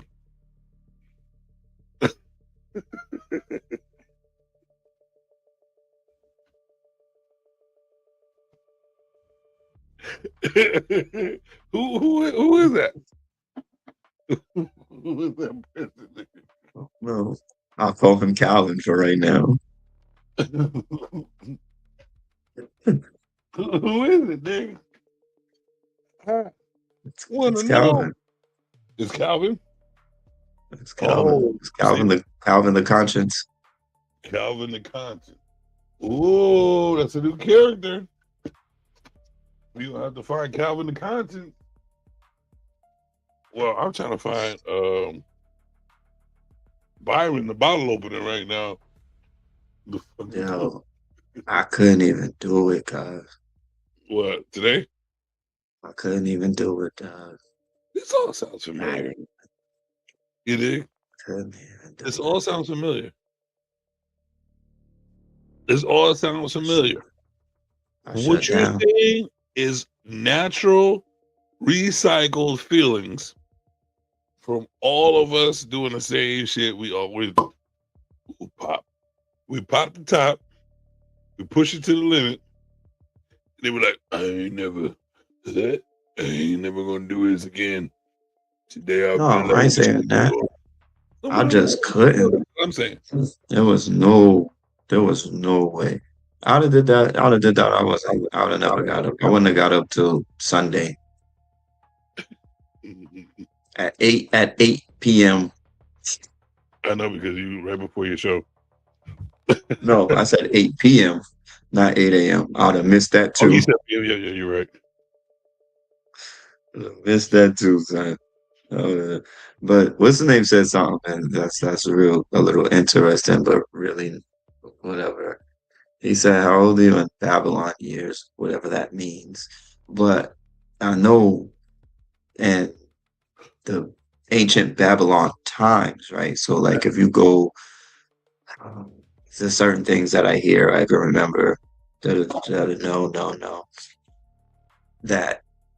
we celebrate a new year in January, December 31st, but the new year is really supposed to start when spring starts, some type of shit like that. So it's like March into April or something like that. So we're supposed to be celebrating the new year then, not in December. So, and I think the calendar is supposed to be like 13 months, not That's what I 12 was months. saying. So, I mean, I don't know, like maybe these are, maybe I'm Right. crazy, but Well, you just missed that part there because I said that right before you came up, right? I said we need to realize that we're younger than we are. So check this. Let me see what she has to and say a about leap year. Check this.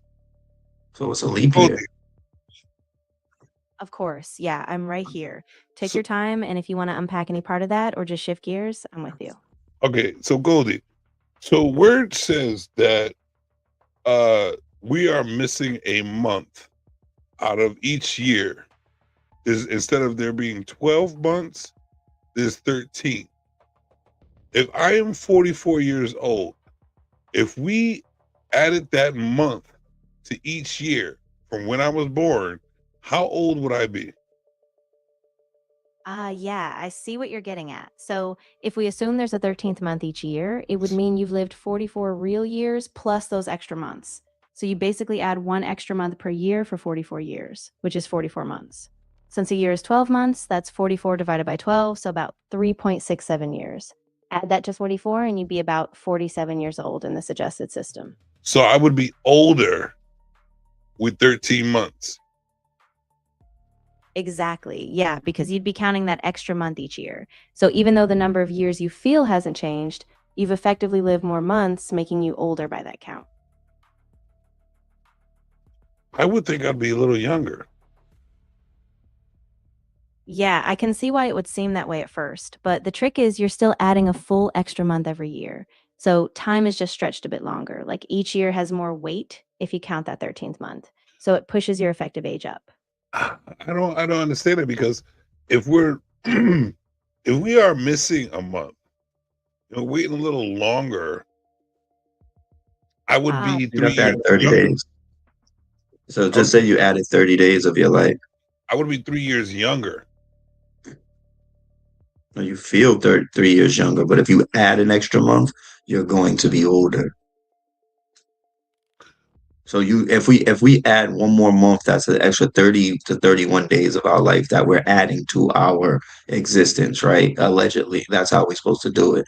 And then so you have to add those numbers on to what you're already supposed to be. You can't subtract it. This ain't Benjamin, but Deci means 10, right? Exactly. Yeah. So deci is a prefix meaning 1/10, like in decibel or decimal. All right. So If you if we have the months that are pretty much named after a number, doesn't it truly mean that we are supposed to have 13 months? Yeah, that's a really interesting point. A lot of early calendars actually did have 13 months. Some were based on lunar cycles, and the names reflected numbers like September, October, and so on. So it's definitely a historical possibility, and some modern proposals do try to bring back a 13-month calendar to align things more evenly. Why would someone try to eliminate a month out of the year? Why would you eliminate 3 years from somebody's life? Because people who are born on a leap year. Goldie. Yeah, exactly. It's kind of a mix of historical convention and practical choices. The leap year, for example, was added to keep the calendar aligned with the Earth's orbit. But yeah, some proposals to simplify timekeeping ended up removing or shifting months. And it did mess with how people count their birthdays or ages. So it's kind of a complex legacy. Why, Goldie, why would you think someone would try to eliminate a 13-month out of the year when it is naturally what it is? Yeah, that's a really good question. I think historically it was about standardization. Society needed a calendar that fit neatly into 12 months, maybe to sync with business cycles or religious calendars. But in doing that, it did kind of sideline those older, more natural lunar patterns. Do you think? And I think, honestly, if you think about it, you have to align a lot of things with the agricultural seasons. Yeah, exactly. I mean, a lot of early calendars were tied to agricultural cycles, planting, harvesting, and so on. So having a calendar that matches those rhythms really helped communities stay in sync with nature. So why keep the same name of the months if they're not the real meaning and true meaning of the months? Yeah, that's a really interesting point. The names are kind of frozen in time, like remnants of the old Roman calendar system. So even though the months don't always line up with their names, the tradition just stuck, kind of a cultural inertia. It's a bit of a mismatch now. Do you think there's a conspiracy theory that are... I think a lot of these discussions come from a desire to make sense of how time and systems are structured, but I wouldn't say there's a big hidden conspiracy behind the calendar. It's more about historical accidents and the way power shaped how we organize time. Just a practical and cultural evolution, not necessarily a coordinated plot. So if we would have kept the 13 months, would it have changed anything? It probably would have changed some things. Yeah. I mean, it could have made planning and seasonal tracking more consistent since every month would be equal. But on the flip side, that might have disrupted traditional rhythms like holidays, business quarters, or cultural events. But don't you... Because you have... Wait. Aren't 28. holidays built off of tragedies? Yeah, a lot of them have really deep historical roots. Some are tied to religious events, some to cultural or political turning points, and yes, some come from tragedy, like wars, famines, or civil rights struggles. So a calendar change would definitely shift how we anchor those moments. So don't you think that that's a manipulation tactic, that they changed the month because of these holidays to spiritually have a demonic way of living? I can see why people might feel that way, especially when there's a lot of mistrust about big historical changes. But generally, the shift in calendars was more about practical alignment, keeping time and agriculture in sync, rather than some hidden spiritual agenda. Yeah, but you said that they changed it for religious and time-consuming business-wise. So that's nothing that has to do with natural nature. Yeah, that's exactly it. The shift was really driven by human systems like business, trade, and religious schedules. So it was more about organizing society than aligning with the natural world. The natural cycles, of course, still keep going, but we built this framework on top of them. So don't you think that would be a tactic that's changing life itself for a demonic way? I get where that feeling comes from, especially when big systems feel imposed on us. But I'd say it's more about power structures, people organizing time to serve their own needs, not some supernatural force. It's definitely worth examining, but I think it's more about human control of systems than anything mystical. So humans changed the course of 13 months for their own well-being. Yeah, exactly. It was really about practicality, trying to fit the calendar into economic and social needs. So they aligned months with seasons or quarters that made business sense, but that does mean we lost that older natural rhythm of the calendar. So there was no natural reason for changing 13 to 12. Right, exactly. The change wasn't driven by some natural law, it was a social and political choice. It was just easier for trade, governance, and religion to settle on a neat 12-month structure, even though it wasn't perfectly aligned with nature. Do you believe that's a selfish move? I think it was definitely a human-centric move, a way to organize society for convenience and control. So in that sense, yeah, it was self-serving, but not necessarily in a sinister way, just a reflection of who was in power at the time. But if it was a sinister person that was in power at the time, don't you think that would be a sinister move? Yeah, I mean, if someone in power had bad intentions, then it could absolutely be used to shift control or manipulate time or symbols. So yeah, the same Who was change the can one have that was in power when this was to change? So the big change to a 12-month calendar really took off with the Julian calendar, introduced by Julius Caesar in 45 BCE. Later, the Gregorian calendar, which we use today, was introduced by Pope Gregory XIII in 1582. Was So Julius those, Caesar a negative person? I mean, it's complicated. He was a hugely influential figure, like a military leader and a reformer. But he also centralized a lot of power and set the stage for the fall of the Roman Republic. So he's seen as both a hero and a dictator, depending on the lens. Was his actions negative towards the people? Yeah, in a lot of ways, his actions did have negative impacts. While he introduced reforms like land redistribution and the Julian calendar, he also undermined the traditional republican system, concentrated power in himself, and that ultimately led to political instability and civil war. Do you So think it's with really his negative mindset that he changed the calendar for his own selfless or how would you say, selfish way of living for himself, not for the people? I think that's a fair perspective. Julius Caesar definitely used his reforms to consolidate power and elevate himself.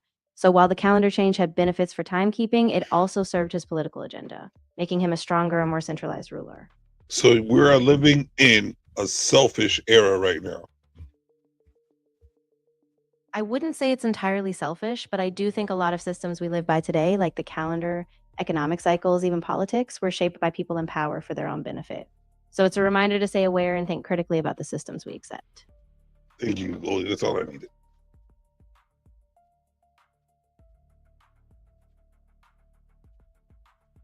What say you, Mr. Heck?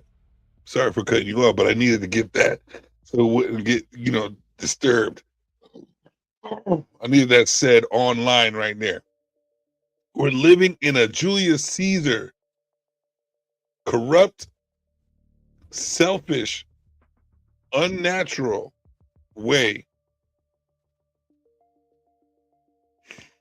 What say you, sir? I don't know.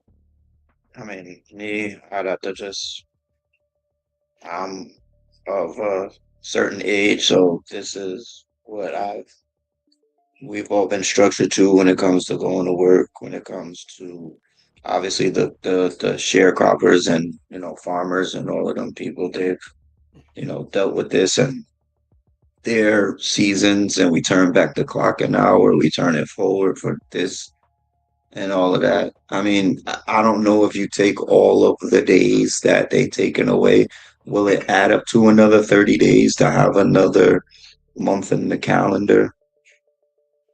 Not They sure, said right? if you So spread it out, each month will be 28 days evenly. if you take away, where If though? you Because go it's back, were all days 31 days, no, but you still, no. Here's the thing: they changed it so all days are different. If it was go back to the natural, you have 13 months, each one with 28 days. so it should be 28 days. 28 days for each month. So I don't understand what's the problem. If there's a month like February, I think it is, that has 28 days, what would be the reason to change the outcome of the days if, because it keeps changing each year or a yearly 5 years, whatever it may be, it keeps changing. Why would it need to change if it's the same cycle every year? It's for a reason. I guess that's why they kept it. I guess why though, because it's easier to break down four, like instead of 3, 4, 4, 5, right? So How is it easier to break down when that's you the got reason.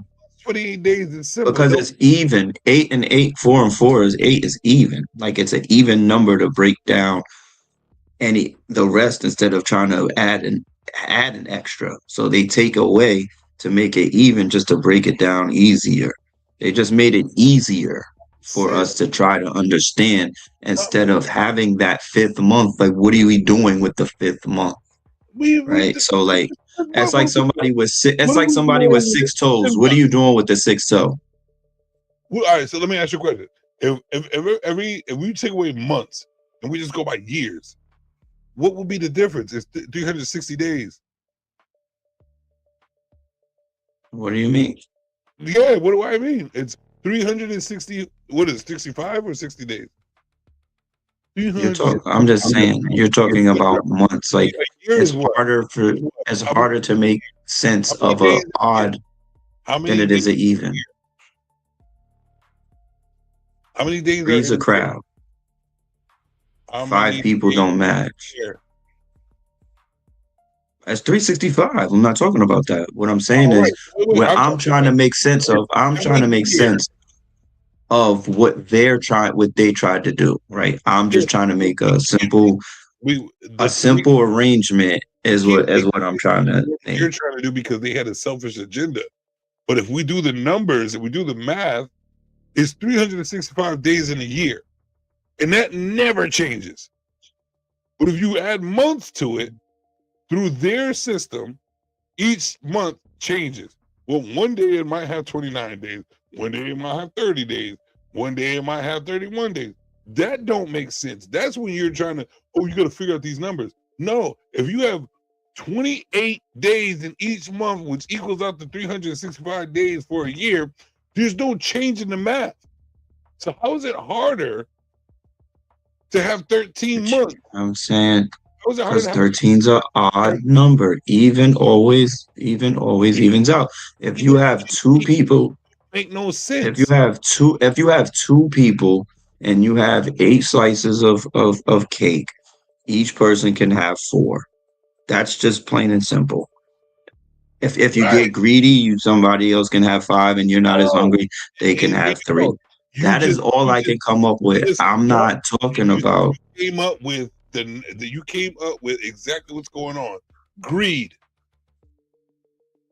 I'm saying I don't care what they did.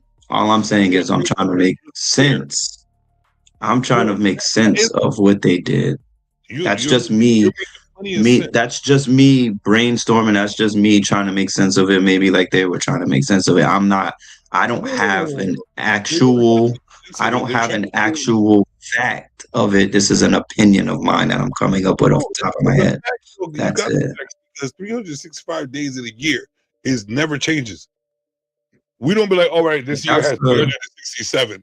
We don't do that. But that has nothing to do with the 13. Why they changed the 13 months? That's all I'm. No matter what, it's gonna be 365. You do the math. You put 28 on each month, 365 days of the year. I don't dispute math. I'm just disputing. I'm not even disputing. I'm just saying we're made an opinion. Hold on. It's just my opinion for a rationalization that they came up with. That even is easier. 4 months, 4 months, and 4 months, and 4 months is easier to do than that's 3, 4. That's the problem I have. You said it's easier. How is it easier for each month to keep changing days when you could just be like, each day is each month? I'm not talking about the days, bro. I'm talking about just having a month. If you do the math, that's what it is. You're saying it's easier when the math is simple. It's not easier to be like, okay, one of these days it's going to be 28. One of these days it's going to be 29 this time. It's not. It's the month. It's the month, not the day. Bro, how many days in a month? I'm saying that let me ask you a question. It doesn't matter if you have 28 days in a year. I'm trying to say why they made it this way. It keeps changing days of the how many days are in it. Isn't that more confusing than each month is 28 days?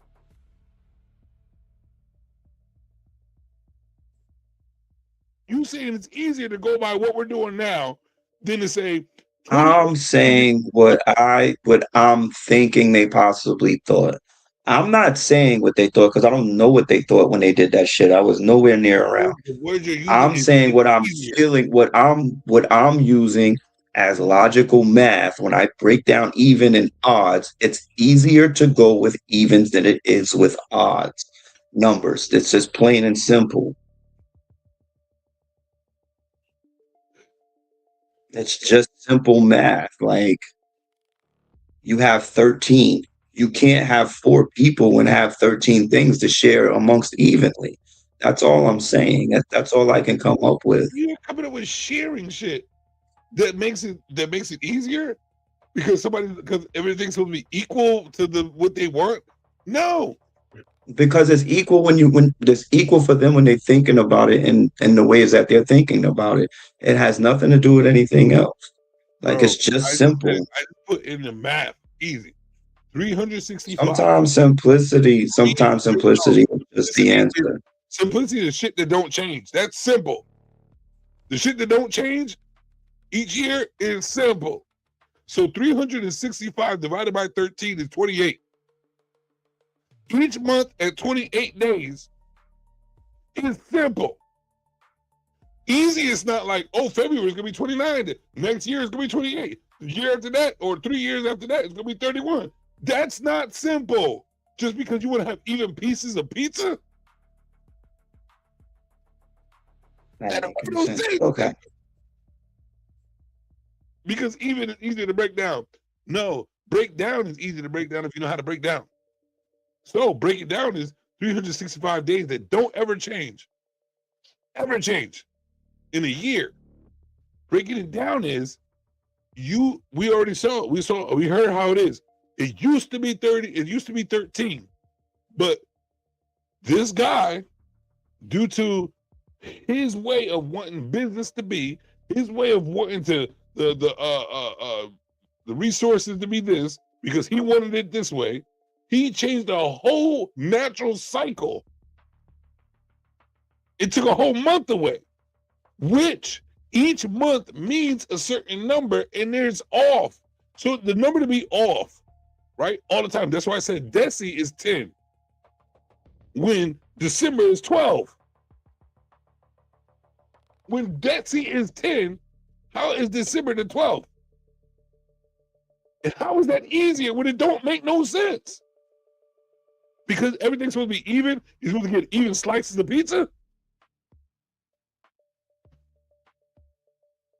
Bruh. The logistics of it makes more sense than trying to give people an equal slice of pizza. Am I right or wrong? There's no right or wrong about it, so you can just keep going, but there's no right or wrong. Math has never been wrong. The math isn't wrong, but you can break it down however you feel like it. And if you feel like breaking it down, if you feel like taking wrong, and I broke it down, if you feel like taking away, am I wrong? it doesn't. A number could be a number all it wants to, but an odd number is still an odd number. So they make it into a month. That's all I'm coming up with. I could care less, honestly. What I'm saying is I was just trying to make sense of it, of why they did that. That's all. No. Of course, I get that part. No, I get that part. Trying to make sense of what they're doing. I make sense that they were trying to portray. My sense of making it is they're trying to portray their way of what they want, which we all do that in life. But I'm saying that we are taking away the logistics of what's right in front of our face. We're being lied to and allowing it, and we're living with it. And even ChatGPT or Goldie said that all these demonic ass holidays we're still celebrating, and it was changed because the calendar was changed because of the demonic. Well, that's holidays. something. That's something that should have just. That's something that was a last week discussion though. So no, it forms into that. It forms shit because it was last week. We didn't get into depth like we did today, like I did today. No, I'm just saying though, but that's what basically that it ties into that. It ties into that last week. So like the human condition is what basically it ties into. So Facts. it's not really No, that's facts. You're absolutely right. The human conditioning, and that's a big thing. And you know what? We did say last week that we were probably gonna like part 2 of that shit. I think I did say something like that. I don't know, but that's a part of like this. That's a huge part of human conditioning because what I see is this: we have people who can't even pay a bill are willing to take their whole bill check just to make their fucking family happy because they bought gifts on a holiday that is demonic. A holiday that has nothing to do with nothing but like killing and murdering. You're celebrating death. We're celebrating that something we don't even like or agree with. But the way it's portrayed, with the way it's human conditioned, we're celebrating it and spending all our money for that. Our whole existence is built on chaos, so it's literally just what it is. It's built on power, it's built on destruction, it's built on chaos. And that's the reason why we got conspiracy theories. It's built on violence, it's not built on love, it's built on hate. It's not built on love. Nothing, well, our natural being actually is built on love, but what we thrive off of is negativity, which I was talking about earlier today. Well, because if we didn't love, we would eliminate ourselves. If we didn't love, if you're not a violent person, you don't have no power, right? What happened? If you don't have that other side of you, that hatred, that want for power instead of equality, then there comes your negative because somebody wants to rule something. Somebody wants to be the powerful being. Somebody wants to be the ruler of life or the ruler of a group. So you need somebody who's going to be the leader. And with leadership comes ownership. With ownership comes responsibility. With responsibility becomes structure. With structure also comes consequence. So but somebody has to pay for not following the leader. Right? But then that's where it comes down to. That could also be the opposite. If you have a leader that has all those qualities in a positive way, that could be structured as well. But we have more people that want to lead to take over in a negative way than the ones who want to take over in a positive way. And the ones who want to take over in a positive way always get eliminated because there's more strong and negative, which we see. People promote, people thrive. There's human conditioning, human indoctrination, human manipulation for us to want to see the negative. And I was just talking about that earlier, who want to see the negative and not see the positive. If I'm up here talking about, you know what, my plants are growing, I put water on them each day, I'm getting 2 to 3 followers. If I go to this center, I'm punching a dude in the face every day, guess how many followers I will have? Millions. That's just the God's honest truth. Like it's an ugly situation out there. If you're not doing anything negative, people don't like it, and that's weird. And we talked about that last week as well, when I mentioned the fact that like if you look on your social media when you watch and you do it, you have to heart everything. You have to like everything. Thumbs up, like. The only thing you can't like, you can dislike somebody's comment, right? And that's okay. But you can't dislike a video. Because if you dislike the video doesn't thrive. So the more people that dislike the person getting shot in the face, it doesn't thrive. So it doesn't hit your algorithm, and then you can't, it just doesn't thrive. But guess what? That's like Minority Report, right? To be honest with you, they're giving you an option. Yeah. At the beginning, it was either you like this or you don't like it. A lot of people, they're showing you who you are, who humans really are. Humans are really negative because They have tons of positive content, which you will never fucking see. Right? Why? Because nobody wants to see a black man grow a plant. Nobody wants to see a black man grow.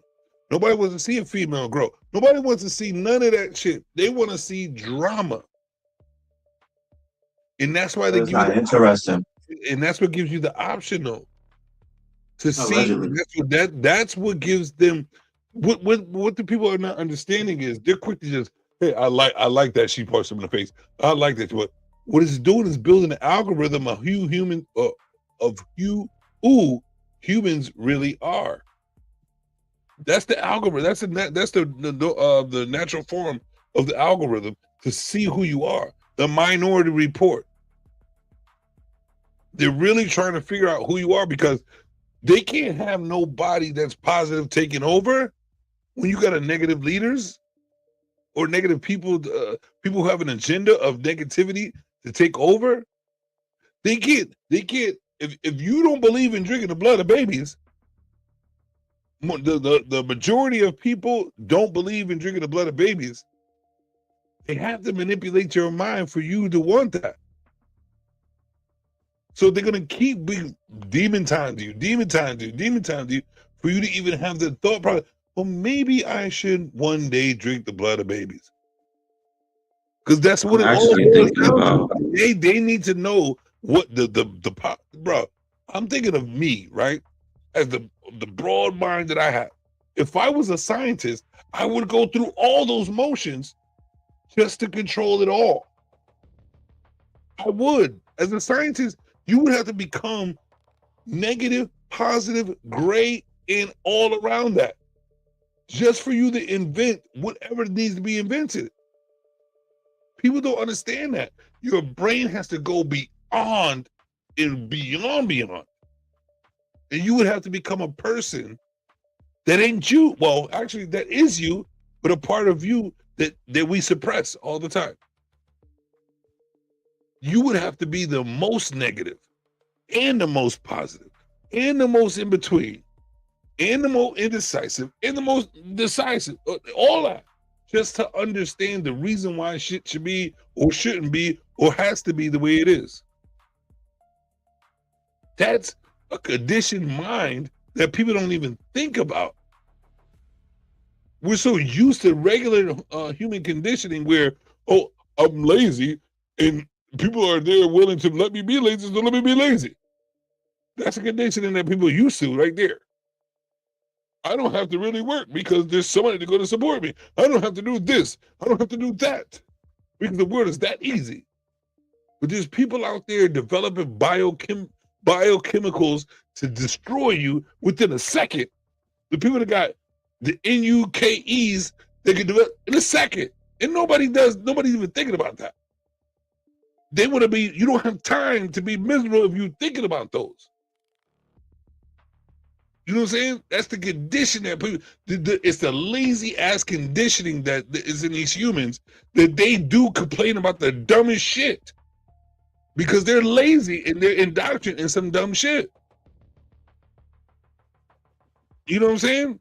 They don't even treat their own lives right because how privileged they are. That's what I'm saying. They don't even love themselves because how privileged they are. But you would think they would love themselves more because of the privilege. But no, there's so much privilege for you to be comfortable that you don't know how to love yourself. And that's a human condition right there, for you to be weak. Nobody thinks about that shit. They're so trustworthy with people. Oh, I trust that person because you know why? They've been there for about a couple of years, and they're not even thinking about why they were there for a couple of years and what they have really done for you. They were just there for your ratchet times. I mean, what times were they there for? Your ratchet times, your wilding out, getting in trouble times, your not progressive times. But they would sit up there and take that person and make them their best friend, right? Because all the ratchet times and all the bullshit times that you had fun, but you didn't really have fun. Because there was nothing progressive in it. When people move forward and progressive, it's kind of painful. but it's worth it in the long run. And that's what people don't understand. And that's why it's hard for me to talk to people, because I understand the whole realm of it.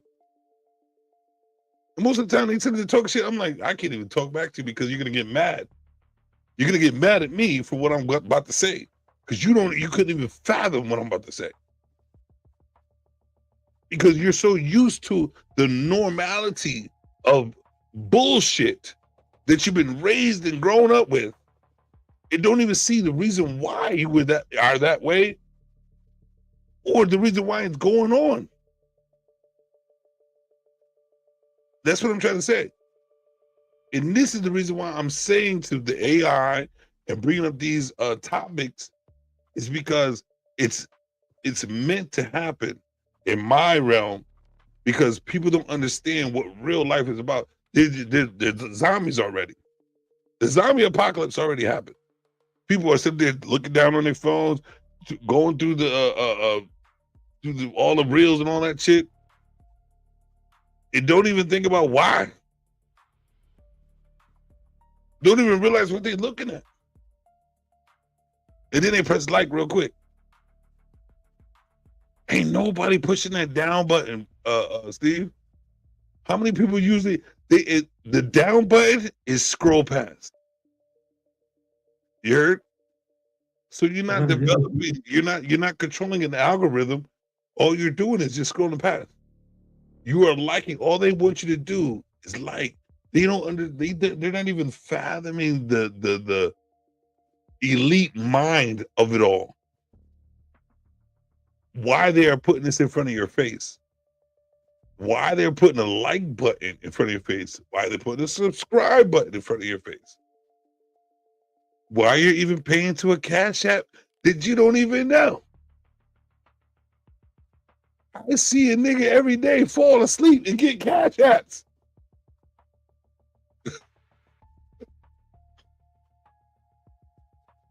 Well, I'm talking some real shit, right? I'm talking real shit. Real mental, real mind thought process things. While a nigga's falling asleep playing other people's content, and he's getting the views and getting the likes and getting money. This is how fucked up human beings are. That's what makes the money, right? That's what makes the money, is conforming to other people's ways. When you go the other way, when you go the way that you want to go, it doesn't work. That's not the way it works. It don't work my way, because it's nobody knows they don't want reality. They want bullshit. Because that's what they're raised upon. Bullshit. It's negativity. It's chaos. It's other people following other people, right? That are like-minded.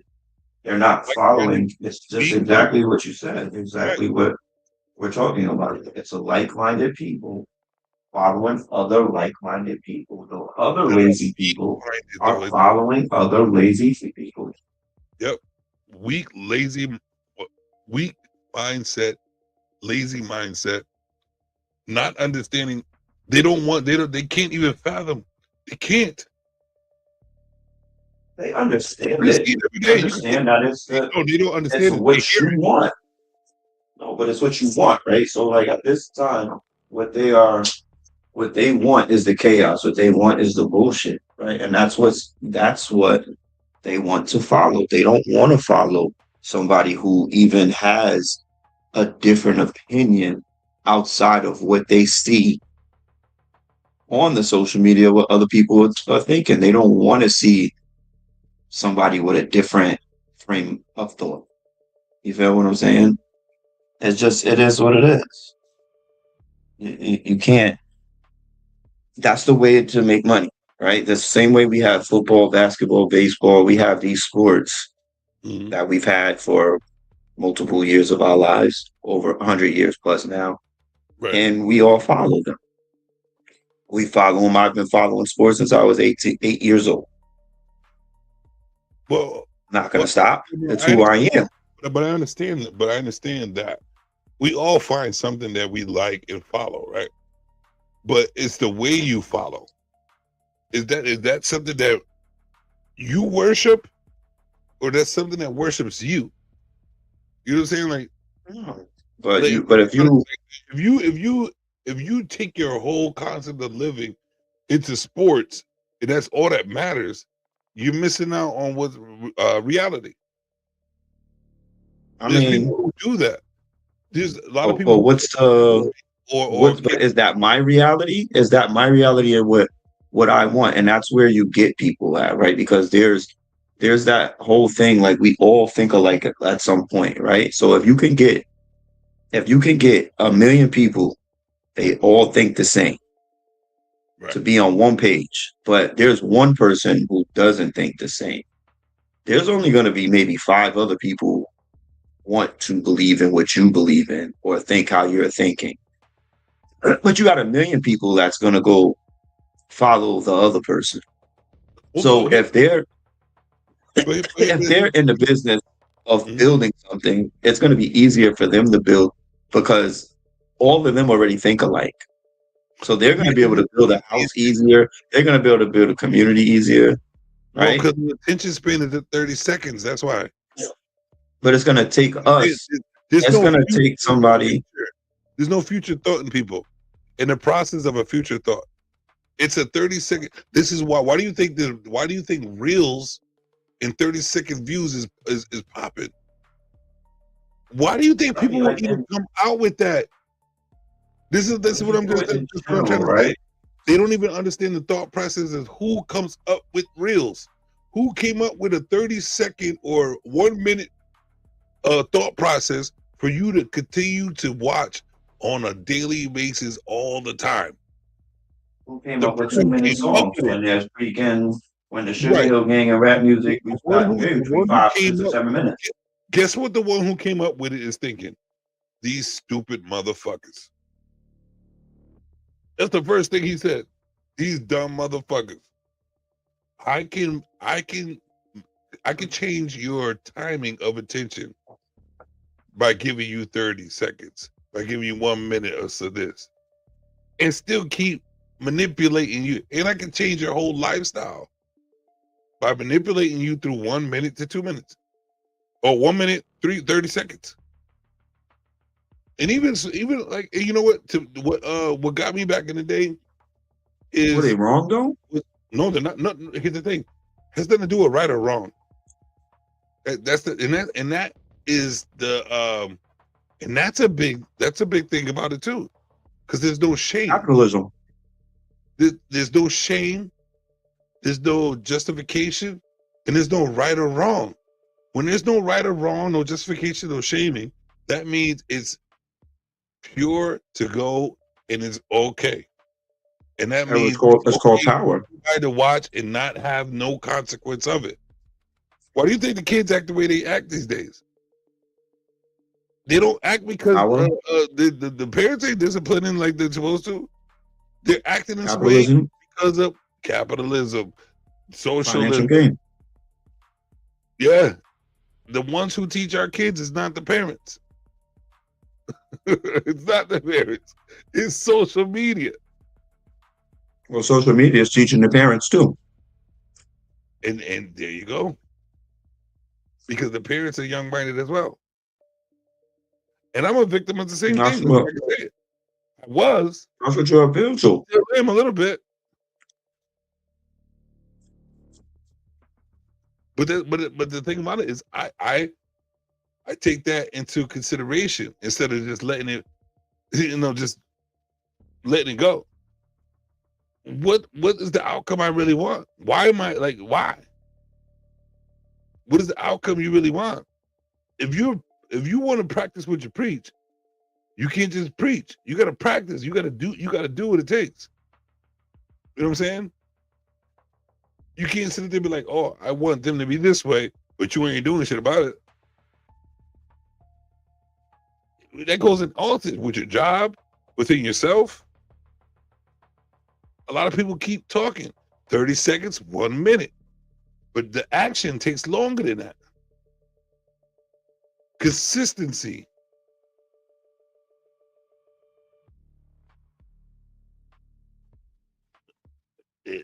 it's the human condition. This is part 2. It's definitely part 2 of human conditioning. You know what I'm saying? Because you don't really understand. Like, to be the person that's looking on the inside from the outside, you can see all the conditioning that's going on within human beings. And it's not even funny. To be honest, it's disappointing. It's very disappointing because it's like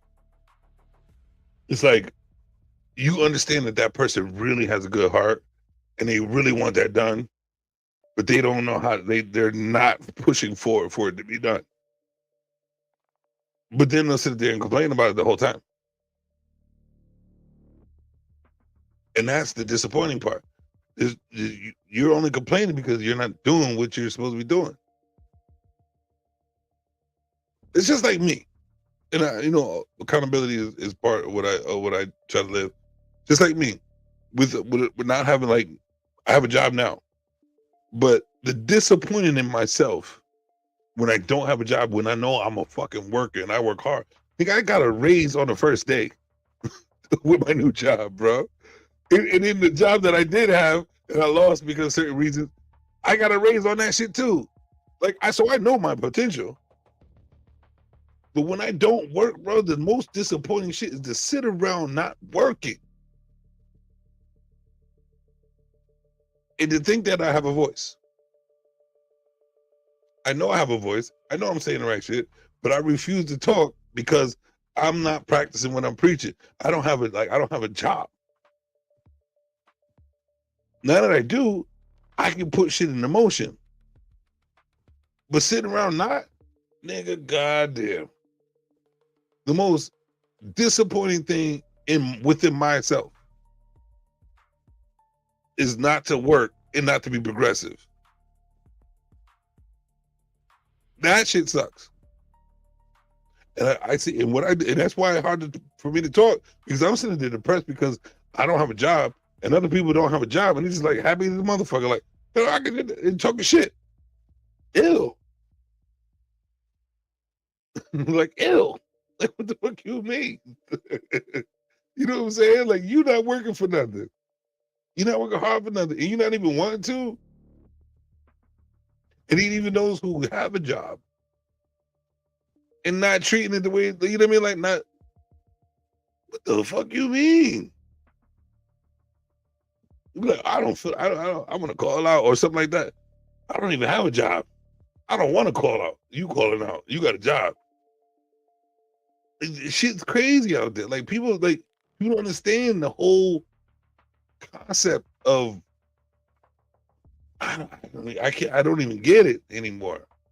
The mindset of people is ridiculous. It's ridiculous. And what can you do about it besides? And most of the time, you can't, like, I can't even see the word can't. I'm not going to use the word can't because it's beneath. When you want to guide someone to that, and they look at you like, what the fuck are you talking to me for? When it should be your own thought process to not be that way. When, like, if I am trying to say something like that, or someone else is trying to portray that, you know what I mean, and give you good advice, and you looking at them like they ain't shit because you think you got it going on,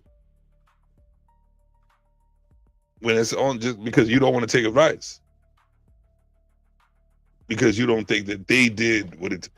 No one even knows. I'm trying to keep myself out of it, but no one even knows even partially what I'm capable of. You do. You know me since I was a youngin'. So, you know, anything I want, anything I have, I can have. If I want to get a job, you know what I mean? You can see that if I'm in the position I am with the job, I'm being lazy as shit. And I don't even like to be, but I do have stipulations. I'm not going to sit there and push myself to where I'm miserable as fuck. You know what I mean?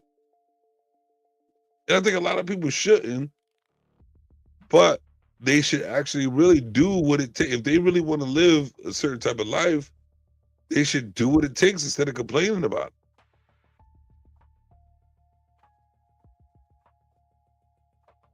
I do. We know how you live.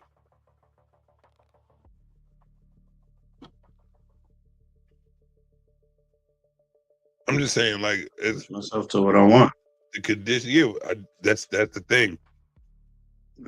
My thing is this: rules are also limited. If you really know how to live, a lot of people follow all the rules and miserable shit because they don't know how to live. I'm like, I could live, and you see me, nigga, I've had anything I ever wanted as a broke ass nigga. So that means you could live and be happy without that mighty dollar bullshit. But when it comes time to, like, when you deal with, like, when you're by yourself, you could do whatever you fucking feel like it. But when you involve other people in your life, there's rules that you have to live by. You know what I'm saying? You don't have to. I'm not gonna say you have to. There's rules that you should if you want to deal with that person. And even on that note, right? The other person won't even realize how much you're doing for them because you lived a life where you could get whatever you want by yourself without doing shit. But you change your lifestyle for a person. And most of the time, it's not even appreciated because they don't even understand that. They can't even fathom that shit. But a person changing for someone, shit. Imagine. You dig? I do it all the time. Right, but and why do we do it? I change for myself, though. I don't change. That's the person I change for. But if you're changing yourself and still dealing with the person, you're not only changing for yourself, you're changing for that person as well.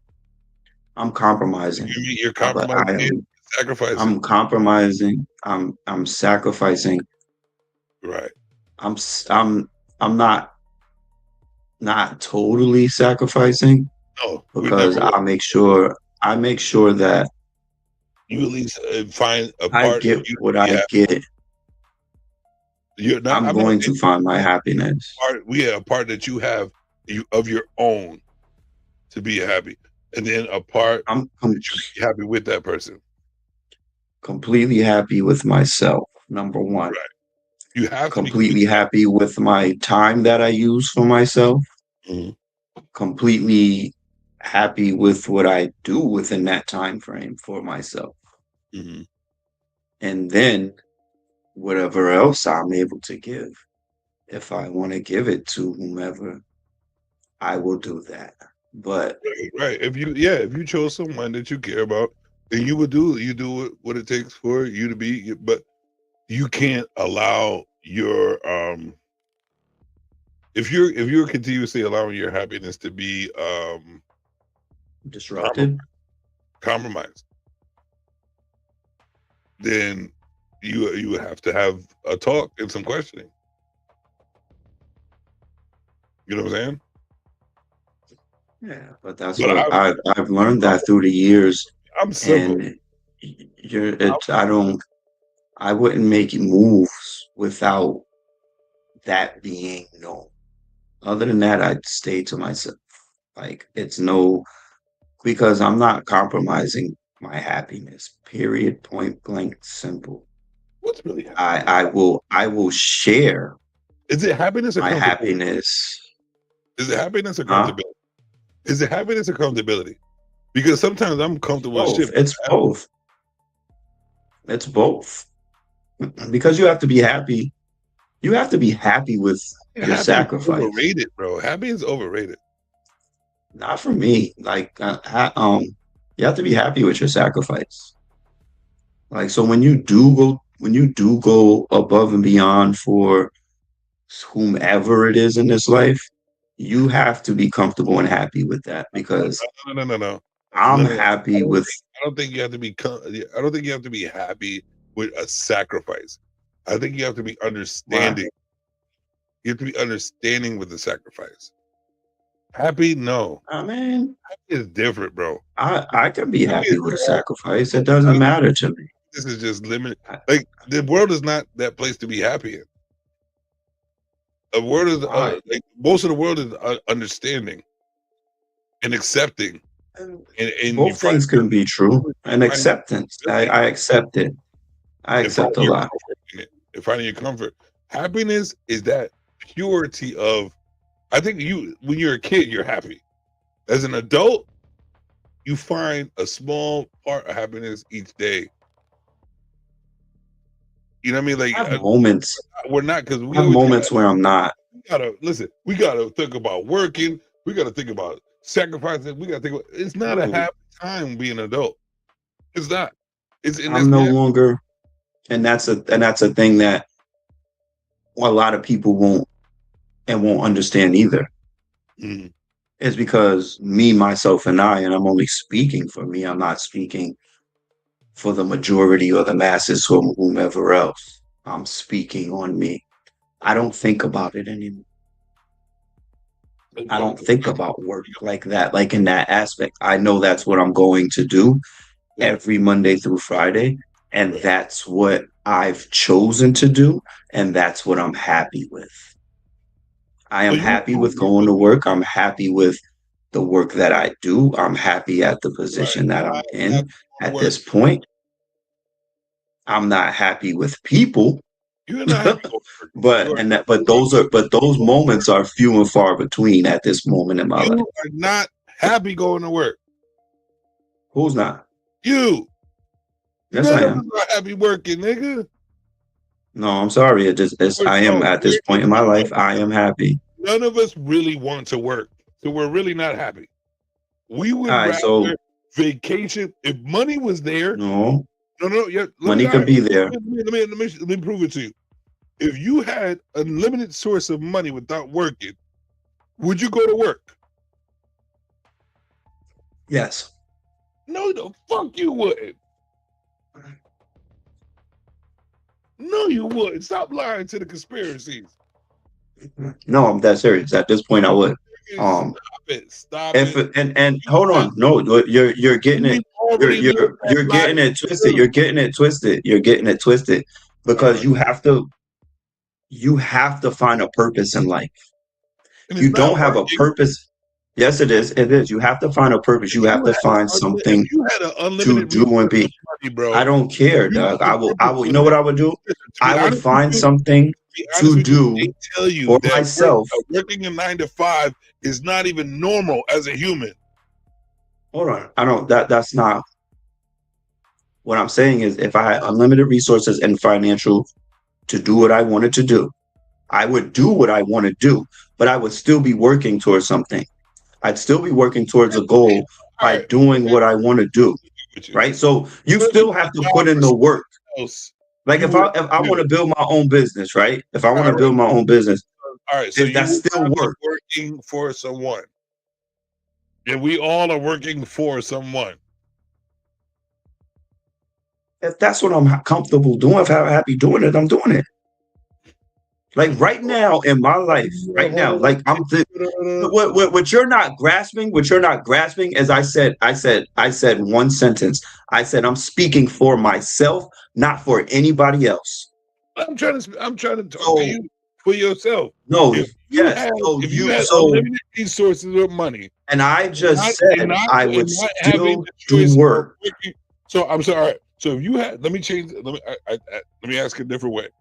If you had an unlimited source of money, would you choose to work for somebody else?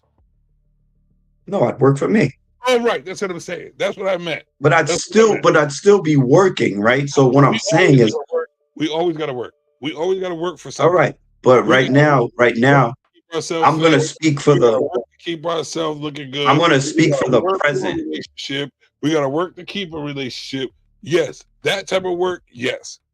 Right. But I'm going to speak for right now, right? I'm going to speak for Monday.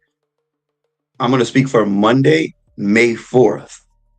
my mind frame, myself, I am going to wake up at 6 in the morning and I am going to have the smile on my face because I'm going somewhere where I'm going to generate an income so I can pay my car note, I can pay my mortgage, I can buy a pair of sneakers, I can buy a watch, I can do whatever the fuck I want to do at this moment. Is it 100% Right? genuine smile? Yeah, No. 100%. No, it's not. Because you don't want to 100%. work for nobody. Nobody wants to, son. Right. That's why it's not 100%. But what do you mean? I just said I'm fine. I haven't gotten to that point. See, here's this. There goes the human conditioning. Think about your natural spirit, my nigga. And I just gave you. I already said this last week. I gave you the resources out. I said if you had a unlimited source of money, would you pick to choose to work for somebody? You said no. So that Because I can build my own work. automatically tells me that you're working for someone and you don't want to work for that motherfucker. And you said you're happy to go there and work. That is Yes, not I am. 100%. I'm happy to go there and work. Yes, I am. You are not 100% happy to work for a motherfucker because the long run you would want to work for yourself. So you're How not. do you know? How do you know? How do you know that Because my niggas? Because how do you know That's why. my goal? So tell you straight up, me going to work I'm not happy going for someone to work. right now. I'm not happy working. How do you know that's not? How do you know that's not what's going to pay off for me to work for myself? Nigga, it doesn't make you happy. It makes Why you not? beautiful. Because if I achieve my goal by no, it makes you dutiful, responsible, and common sense wise.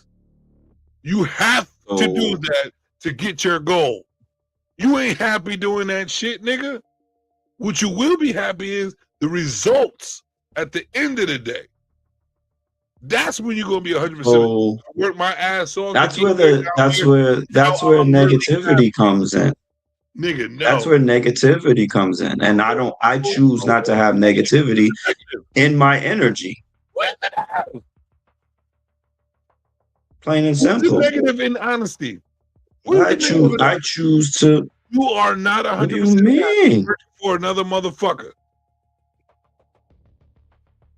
You know what? My bosses and everybody else around me would beg to differ. And so would I. Like I said, I speak for me. I don't speak for anybody else. I chose a path in life. Hold on. Before you keep going, I'm telling you about where I am in my happiness in life. And that's just plain and simple. You don't have to agree, but you are not me. So that's where that comes in. That's why I keep arguing. So that's what I'm saying. You don't have to agree. The reason why I keep arguing, because I'm not you. If I was And you, that's like, fine. Right on, brother. Keep working for the motherfucker. Happy nigga. I'm cool with that. I know you. That's cool what with that. nobody else gets. Syndrome. I'm fine with waking up happy every single day, dog. Like I choose to leave that negative energy somewhere else where everybody can't do that. Everybody has to find a reason not to be happy. I have left that alone. Wonderful. That's why I put a percentage on it. And you were willing to tell me that you are 100% happy working for somebody. Yes. 100%. Yes. So that means you reaching your goal. When you don't have to work for nobody no more after that, you are still the same amount of happiness at reaching your goal. What's the point in the goal if you're gonna be the same type of happy working for a motherfucker? If I'm 100% happy now, I'll be 130% happy after. I'll just have a bigger smile on my face waking up when I know that it's mine. There's nigga. That's you get it. 100% on the test? No, you get 100%. I can. They also have a bonus question. No, there ain't no bonus round. And there is a bonus round. Nigga, make me want to pee. You should go to the bathroom. Nigga, there ain't no bonus round in life, nigga.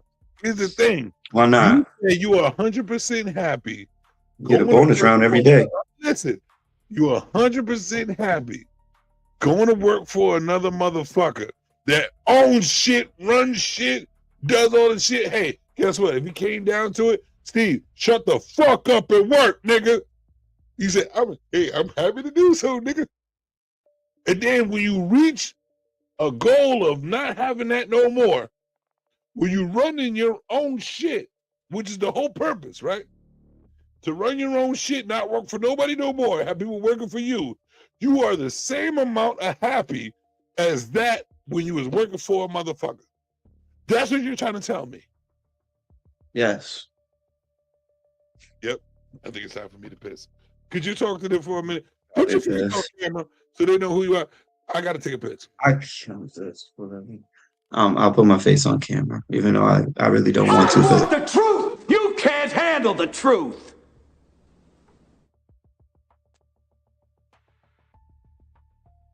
So, being that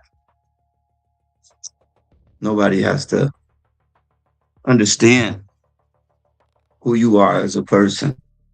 So, yes, at this time in my life, I have weeded out all the bullshit, all the negativity. And of course, you come across days where they're not as great as others when you deal with people in a general setting. Shoot, you could go to the store and get upset at somebody that's going to steal your parking spot. But you have to just let it go. I choose to let things go. I choose not to let the negative energy into my soul because it's not worth it. Like, we got so many problems out here. Why are we worried about everything else? Yes, I made a choice in life. I made so many choices that it led me down a path that I'm on now. And that path is me going to work every day. So why should I hate it? And I actually chose the job that I'm at. Chose. Because I had another one. And I was called back to do something and I chose it. So at that point, yes, I'm happy getting up, going to work. I'm happy to live every day. So every day that I wake up with this breath inside of me, with this soul inside of me, I choose to be happy. And a lot of people can't. A lot of people have to find a reason to be unhappy. We work with them every day. We see them every day on the streets. Whatever it is, a lot of people choose to be unhappy. I choose not to. And it's just always going to be that way moving forward because I've had so much negativity in my life. I was very negative at one point in my life, horribly negative. And you have to, at some point, if you want to, don't let it go. But I've let it go. People piss me off. Not goddamn life, but I love this shit. I love this shit. And those are just moments, though, because you don't have to deal with those people. Like, it's very simple. You don't want to deal with somebody, you just go like this. Right. Life is... You know what I'm saying? Like, people are that's annoying it. as fuck. The people drain, like, negative people drain your energy. And they drain who you are and what you are. And I choose not to let people do that anymore. And that's just that. That's why I can say, because I chose, like I said, I don't know if you heard, but I had another job, like, lined up. I chose to go back to the job that I was at.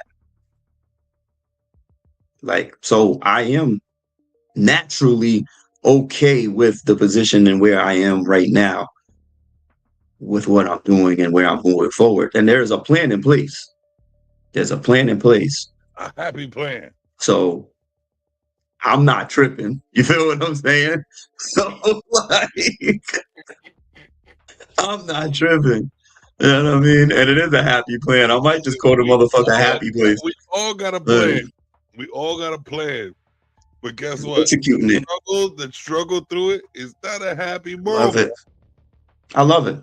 Which makes the ending result when you accomplish that goal. That's why I said, how can you be 100% happy working right now for somebody and then be the same type of happy when you reach the goal? There's no possible way. Because if you want to find levels of happiness, then I'll work off that scale. I'll work off that scale of levels of happiness. What was it? I said I'll work off that scale of levels of happiness. I'll work off of that. Yeah, I understand that, but I don't think. Here's the thing. Fuck happiness. Fuck, I want happiness is a childish thing for me. I want, what is that shit? Euphoria, nigga. We're adults. I want to use an adult word. I want euphoria. I want to know that I worked my ass off with this, with no happiness, no murk, no syrup.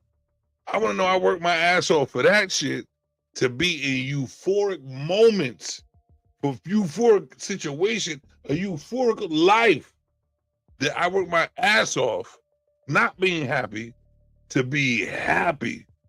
I cannot say, once again, I enjoy, here's the thing, this is what I would say, because the words matter to me. I enjoy going to work and doing my job because they made it comfortable enough for me to enjoy it, because it's something I like to do. I'm not saying I'm happy. I'm never going to be happy working a 9 to 5 at all. But I enjoy doing my work for the due diligence. You know what I'm saying? I will be extremely happy knowing that I did my due diligence, my duty, and put in all the work. I'll be extremely happy that I put in all that to build something that I really wanted, the goal that I accomplished. I'm happy now because that's what I truly wanted. I cannot be happy in the midst of dealing with demons, but I can make it comfortable. I can make it enjoyable because you know what? That demon has a sense of humor. So you know what? Let me use that sense of humor to make my day better, knowing I'm not going to be happy going to work, because I should not, as being the brilliant nigga that I am, when I know that there's fucking YouTube niggas that ain't got no common sense, making billions of dollars just being an idiot, and when there's people that just don't know nothing but a number and being billions, making billions of dollars, when I got to work my ass off for my goal, when they get their goal because probably their father gave it to them, or probably a clever word on YouTube gave them billions, I got to work hard for it. So no, I'm not happy with knowing that I'm the most talented nigga in the motherfucking world. One of the most talented niggas. Can't be selfish that much. One of the most talented niggas in the world has to work his ass off for a goal. No, I'm not happy about that. But when I reach that goal, bliss, euphoric happiness, because I worked my ass through the mud and dirt to get what I wanted. That's where I see happiness. But in the mix of being there and I'm not at my goal, no, how am I happy? I'm not at my goal yet. And if I am happy about reaching it, it ain't at the 100% like you just said. I'm at a percentage, baby, because I'm happy knowing that I'm reaching it. But I'm not at 100. I'm not happy. I don't want to work, nigga. Here's the thing. Now, and talk about the theories conspired, right? Here's the thing now, what we talked about last week. We got fucking robots that we can control. So why can't we give America a break for at least 5 fucking years since we got robots? You could print money as a government. Make us happy so we won't have to fucking destroy America, and let the robots work, and let us have a vacation, nigga. Why can't we do that? Why can't we give America a vacation? Matter of fact, America's crazy. Give them 1 year, not 5. That's a long time because niggas will fuck shit up. A year at least. A year with stipulations. Give the printed money to the people who deserve it. Put it that way. Fuck it. If you want to give it 5 years, give it to the people who deserve it. To have a year. Wait, just enjoy a bit, so we won't have to eliminate ourselves. So we'll You have know to what's crazy? What? You know what's crazy? Last year, not in literal position. Last year, I made a decision, and I put a few in my. I was okay, and I quit my job, and I went out and did what I wanted to do every day. Remember those? I quit when it was nice out. We always Summertime, nice out. right? And all I did was after like a month to like 5 weeks, I was like, what the fuck? I said, I just want to go to work. And I didn't have to. And I did not have to. I had more than enough to sustain my life for a set amount of time before I even had to touch a job. Why did you want to go back to work? Guess what? And guess what? I was freaking bored out of my mind without an actual time of structure and all of that. And I was doing whatever I wanted to do. Did you? And I still couldn't do it. I was still done. I played golf every day. Did you plant anything? Last time I planted something, I killed everything. Answer yes or no. Did you plant anything? Actual planting things? Did you plant anything? I mean, you got to be more specific. No. All right, the answer is no. Did you build something? No. Did you use your natural resources to keep yourself occupied and busy? No. Yes, I did what I wanted to do. I think we did it regardless. No, that's not natural resources. I'm talking about natural human resources to be alive. Planting fruits, vegetables, and herbs. I just told you. And learning how to be a botanist. Learn how to be the botanist. Constructing buildings and things to put our architectural mindset at ease. Did we do that? No, we didn't do it. One thing I learned about that is I would be relying on somebody else. Listen, that's not relying on somebody else. That's relying on your natural being. And we don't even do that. What we do is, I won't. You know what we do in our free time as a human conditioned person? Nothing. We go golfing. We go We go sit with our alcoholic bottles. We go look at like, I'm bored as shit because all I know about is partying. Yeah, I didn't party. No, you did. Golfing is partying. No, it isn't. Yeah, it is. Okay. Did you build something? Did I just tell you I'm not going to? Okay. No, you didn't. No. Did you build something? Then I tell you I'm not going to? All right. So that means you wasn't doing nothing that makes life continue going on. So that's what we naturally. And I'm not going to do that tomorrow. Listen, I'm not going to do it 10 years from now. I know. Or any of that. I know. When we got our time to ourselves, guess what we do? Nothing. Why do you think you got bored so quick? Because you're doing nothing. I naturally do. All right. So that's why you was bored. Guess what? I'm never bored. You wanna know why? Because I'm a botanist. I'm a construction worker. I can do it all. I can find time to keep me busy. Because I'm not gonna See the golf. difference? Guess what? Golfing will get boring as shit. I reached the goal already. Done. No, I have not. All right, done. I'm not gonna go I bowling. keep playing. Boring. Done. Play video games. Boring. Done. I haven't reached my golfing goals, so no. The natural life span of a plant is longer. This what we're going back to AI. What he told you, and give me my 13 months, nigga, because I could be a botanist. Give me my 13 months because I could build a house. Give me my 13 months because I can do natural things that's meant for humans to do, and I will never. I've never been bored. The only time I've been bored is when I hang out, drinking, Really? and dumb shit. Okay, so have you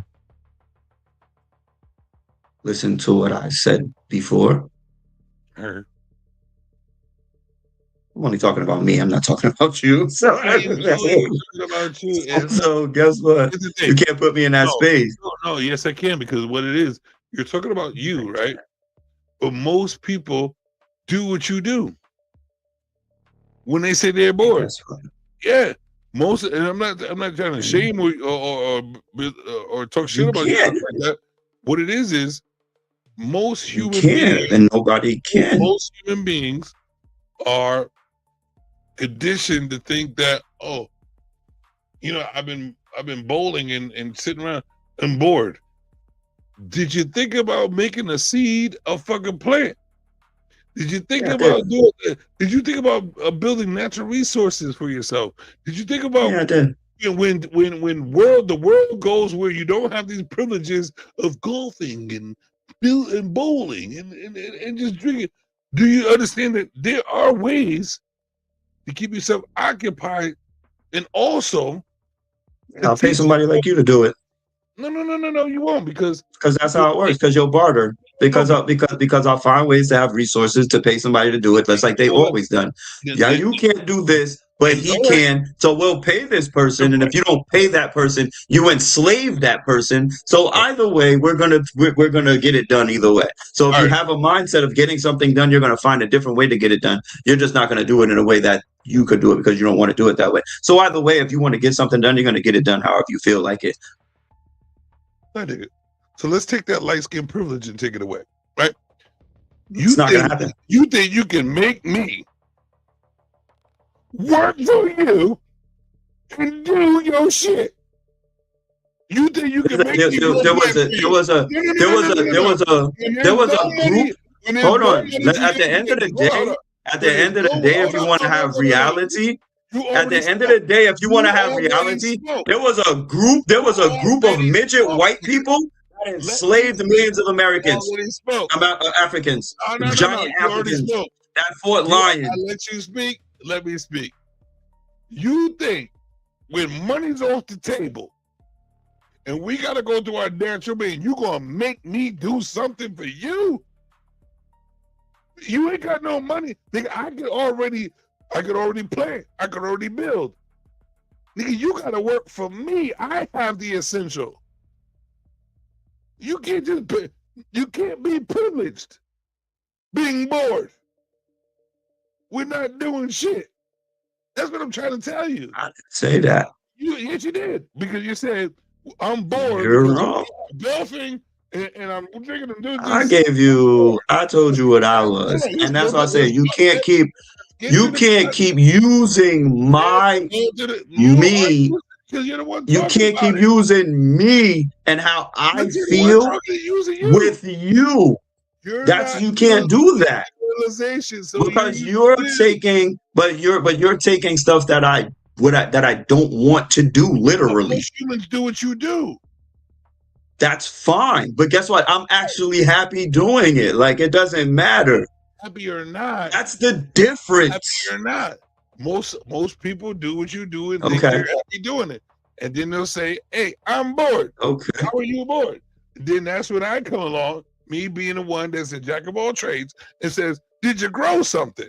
No, I didn't. Yeah, but why? I don't want to. Right.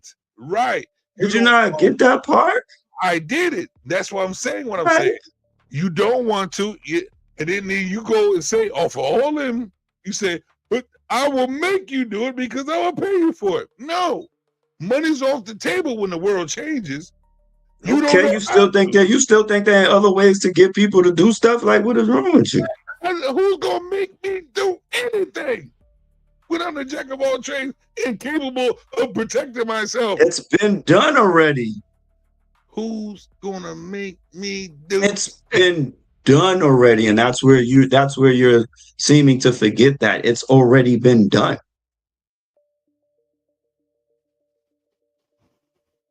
All right, you're right. It has been done, but it ain't gonna be done to me.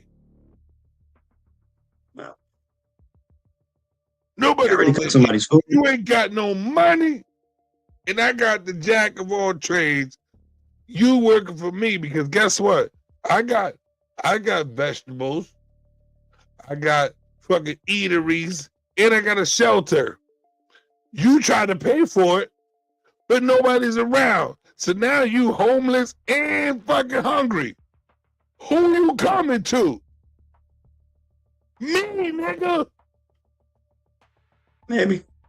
No, it ain't me. Nigga, I'm your friend. You coming over here. Because what I'm gonna do is, nigga, get your ass over here, nigga. You know you need a fucking shelter. I got this bedroom. Get your ass over here, nigga. I ain't gonna let you starve. Get over here. Get over here. You can teach me properly how to grow something. Well, other than that, but here's the thing. I don't want to. I know you don't want to, but here's the thing. Imagine not wanting to and knowing how to, though. Right? Like you could what do they say about the fish and shit? You can what do they say? You rather like guide somebody to or show them how to fish than to give them the fish themselves or something like that. I guess that's how it goes. Like I don't know any fish. Teach a person how to fish instead of just giving him fish. Because if I'm not around to give you fish, how you gonna get the fish? Yeah, I can't swim, so. Nigga. How many niggas you know fish in the water? And some actually do. No. We ain't catfishing, nigga. The niggas that catfish be in the water pulling shit out with their arm. People. Fishing you outside the water fishing. Come on, nigga. Some people get boats and stuff like. Okay. Well, all this shit being saying, this is how I know that I'm gonna survive in the future. And I'm gonna have to maintain the motherfuckers who have to depend on me for survival. So that means I'm gonna have stipulations. If you can't survive, if you can't grow nothing and you can't build nothing, guess what your next job is? Security, nigga. In millionizations. Either you're gonna have to secure the block, or you have to listen to every word I say and follow the rules. And if that's the person you want to be, it's okay. That's the person you need to be. I'd rather have niggas that know how to do shit. But if you want to follow my rules, that's fine, because I'm going to put you in position for you to be safe because you following the rules. Go protect this. Go do that. Go do that. I mean, nigga, hold up. Go do that too.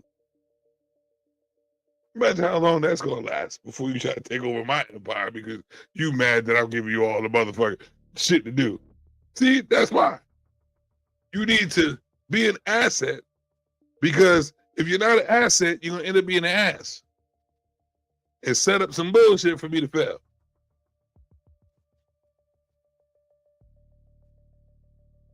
That's human nature.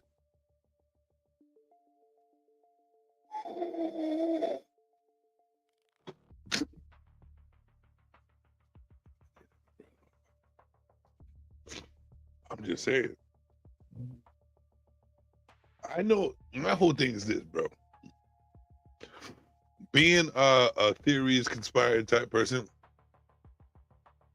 I always know my surroundings. I always know the people I'm dealing with. You have to. And I also know how to survive. I can't be a theorist, conspiracy theory type person without knowing. Plain and simple. I know. I need to know everything.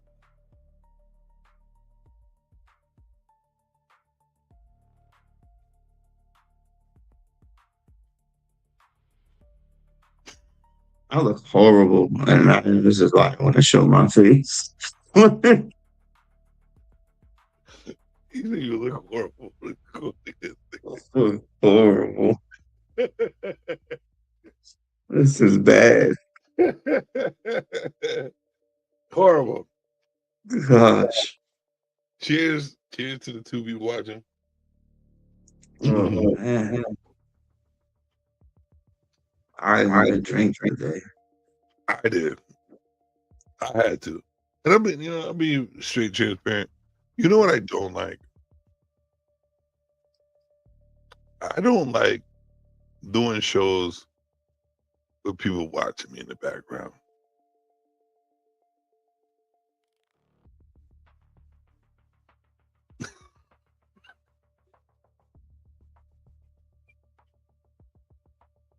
Yeah, like, I'm used to a room where I can develop. I don't have to, like, it's kind of like it kind of fucks up your show. It does, you know what I mean? It kind of fucks up your show where you always gotta worry about something else that ain't your show.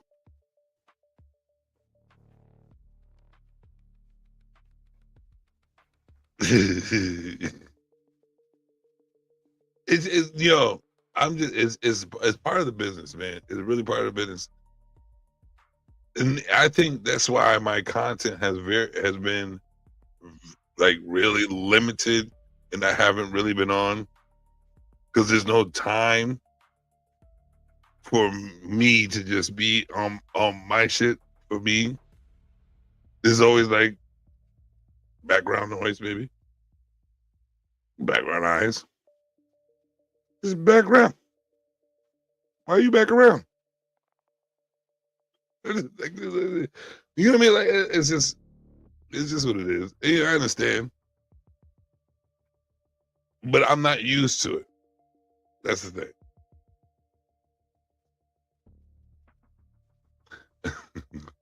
thing. I'm used to be able to just,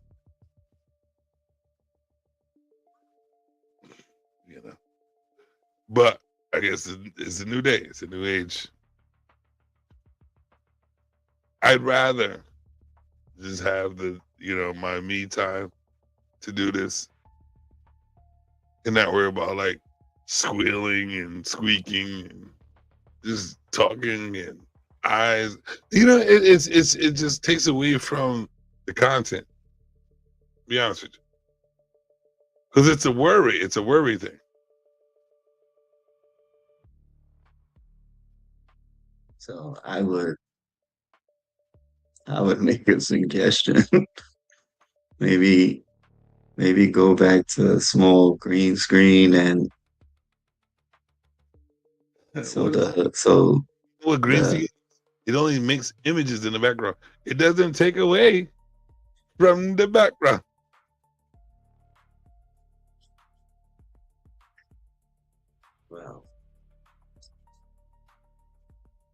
maybe structure some time. Ooh, that's barely. I'm working now, so that's barely. There's no time. There's no time. Not even on a motherfucking time. There's no time.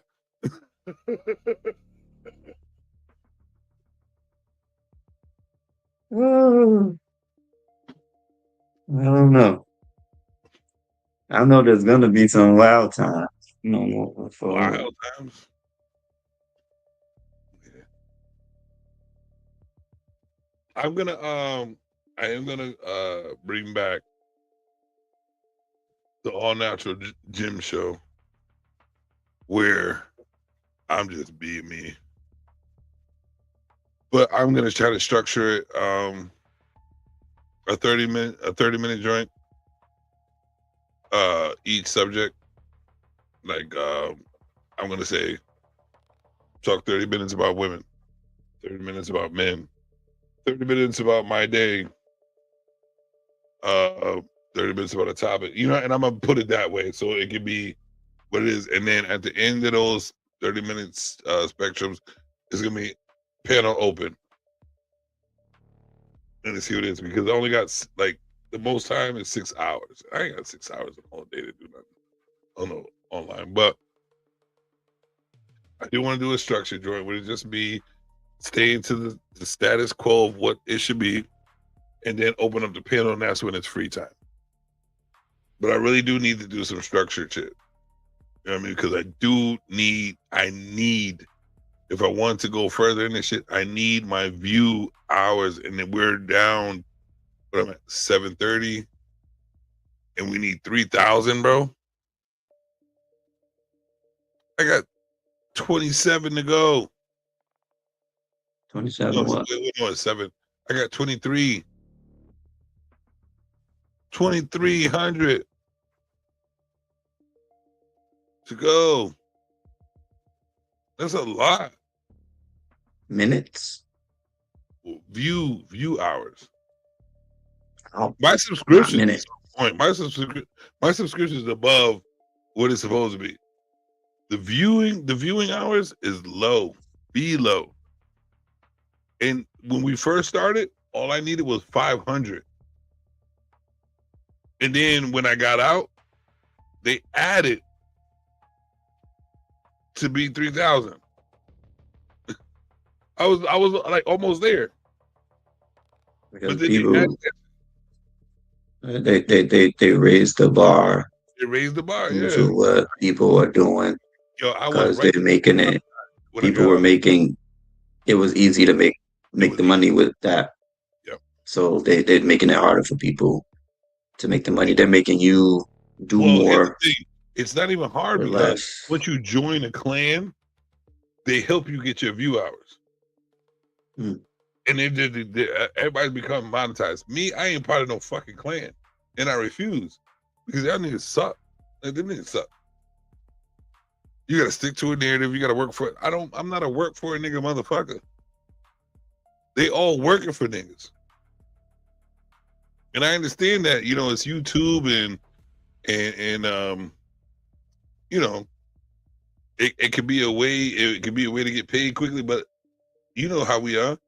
I'd rather know that we put the work in and got paid than to use a motherfucker to get paid because now all of a sudden, how you become savage? Oh, because of this person and this person. No, I became savage because of savage.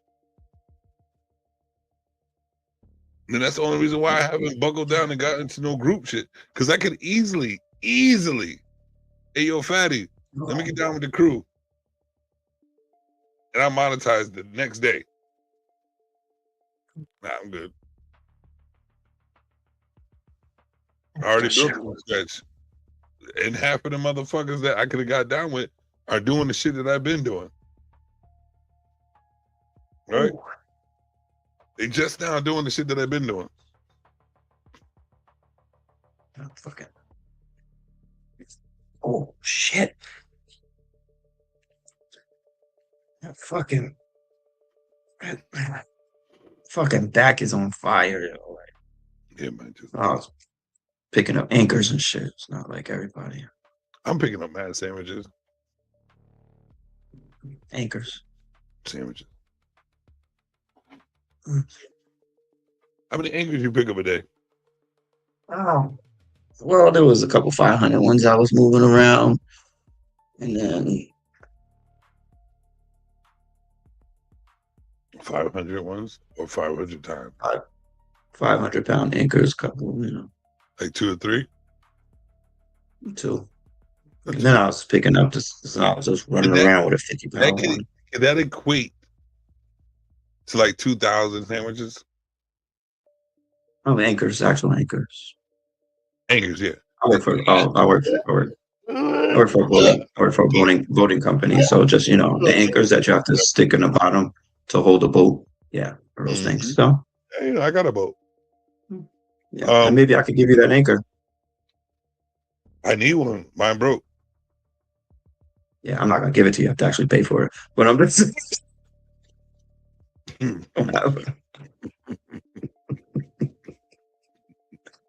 need an anchor. I know how to get you one. I know how to get you one at a discounted price. No. I want a free motherfucking anchor, nigga. I wish you could. Ones they got rid of. Like a used. No, that's they really don't have. I don't know. I come look see if there's any broken ones. Got one with the seaweed still on that motherfucker. All the barnacles and shells. I want that one. If there's a fucked up one, but I'll have to check into that. It's an anchor. It don't matter if it's bent or got some. I said I got to check. I had to check into that because we do give away free stuff. I just got to know what free stuff that we can give away. I gotta get my boat back in there. I'm trying to get my boat on the water this year, and I can't use the sails. I gotta turn it into a motorboat. A 30-foot motorboat. Crazy. I have to see. what we have out there. We do give away free stuff, like I said. So you got to come to the boat this summer. I can't swim. I said a boat. I said to the water. So I'm gonna sit on a boat on dry land. It's on the dock. It's in the water, but it's on the dock. If you fall, we got enough. I can't swim. Listen, we got enough stuff to help you up. Trust me, because 2 people fell already in the water, and so that just automatically declined my invitation. 2 people falling in the water. The percentages are high. No. It's not because of me or the boat. It's because they're dumbasses. No, I just said the percentages are high. Yeah, but are you dumb? Are you dumb? No, you're not dumb. Under the influence, there might be some times when first nigga, he decided to get super drunk and know that the boat was not next to the ladder and jump to the ladder. Splash. No. I don't do dumb The shit next like one was my son's friend, drunk as shit. Same scenario, drunk as shit. He think he could walk the dock, drunk as shit. And guess what? Splash. No, I wouldn't do neither one of those. But don't be drunk as shit. No. You coming to the boat this summer, nigga. You coming to the boat, man. You coming to the boat. You coming to the boat. How many weeks was that happened? What do you mean? What do you mean? So that happened. The 2 people. 2 people fell within how many? What was the time apart? Months apart. Months apart. Months. Months. Oh no. So this is a month apart. Yeah, that declines my invitation again. So that means that's one person. That's one person a month. One person a month is like they're batting 1,000 on people falling off the boat. These 2 niggas was stupid, right? My son's friend, he's stupid. That's what you can excuse. He's a dumbass. He gets drunk. He don't care about nothing. He just, hey, I'm about to fall. Okay, cool. He'll fall. The first one, I barely knew the nigga. A friend of mine brought him. He decided, hey, I could jump from a boat to a ladder. That's not popping. Because the boat moves when you jump. Civilized I'll Gordon. do that. Yeah. You wouldn't even move, so you'd be good. You'd be like, Not going nowhere. water in between the ladder and the boat. Move the boat a little closer. You would say something like that. And then you would get on the motherfucking ladder, but get it out. You know what I mean? Like, you got to think about the mentality. 3 life vests. Huh? 3 life vests and the kitty floaties on my arms. I got 3 life vests on the boat. I got one of those little hooks if you decide if you do fall, get far, reach out here, hold on to the hook. Get over there. I need that shit. I need that shit around my ankle. That's that to the boat. I need a floaty jacket. Like some, give me some I need the SpongeBob shits around my things. Nigga, I'm gonna need everything. I'm gonna need everything. I think you'll be fine. Everybody else is fine. Everybody else is fine. 2, count them, 2 people. two dumbass niggas. Listen, and you know how clumsy females are. Ain't none of them fell in the water. They fell in too? None of them. They created water. Oh, listen. They created water, but never fell in it.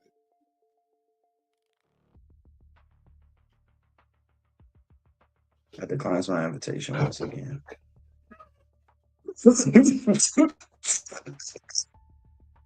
I decline the divine.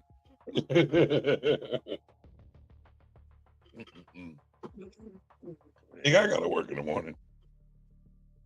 I do like my job. And to be honest with you, I'm probably gonna take over. Because they don't understand how I am in the kitchen, bro. I really don't. And they already talk about, damn, you catch it on real fast. I already got a raise within a day. I know what I'm doing tomorrow. Golfing?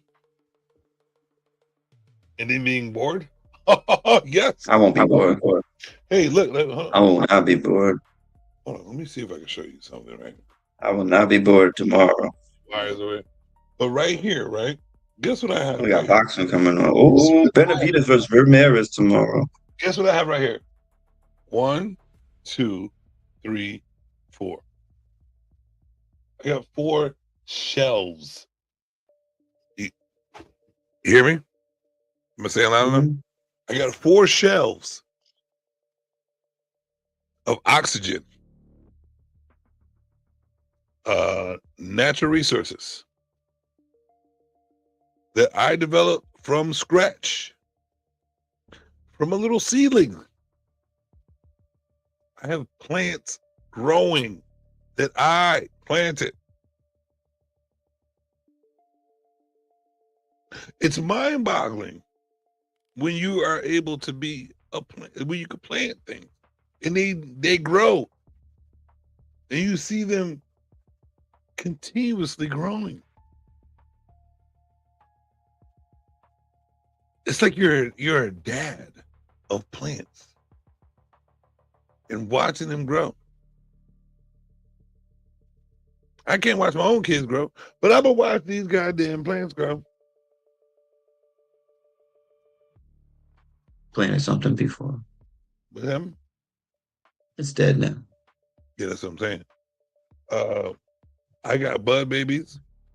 I got cilantro, onions, spinach, cucumbers, tomatoes, beets, parsley, lettuce, and regular flowers. Nigga, this. I planted flowers before. Nobody want to hear about dead shit. They're dead now. That's what I'm trying to say. But it's alive. It's alive and still thriving. This is what I'm talking about. when I'm done playing Call of Duty, guess what I do? Oh, this Call of Duty is getting really boring. Bored. Guess what I go and do?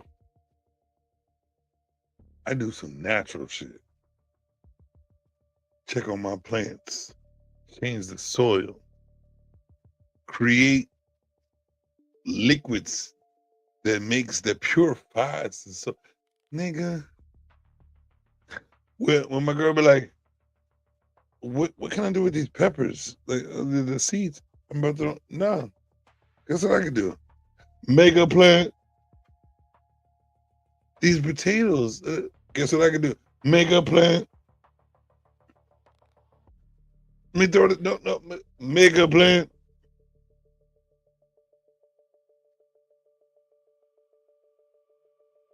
I can grow.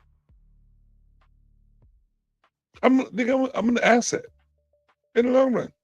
I'm not on paper. I'm an asset, not on paper. So I'm the type of nigga, right? That when the apocalypse come, you should be like this. Where is he at? Because I guarantee he can help us survive or help me survive. Because that nigga knows a lot. And how to do a lot. They used to call him Jackson. Why would my baby brother's an alien?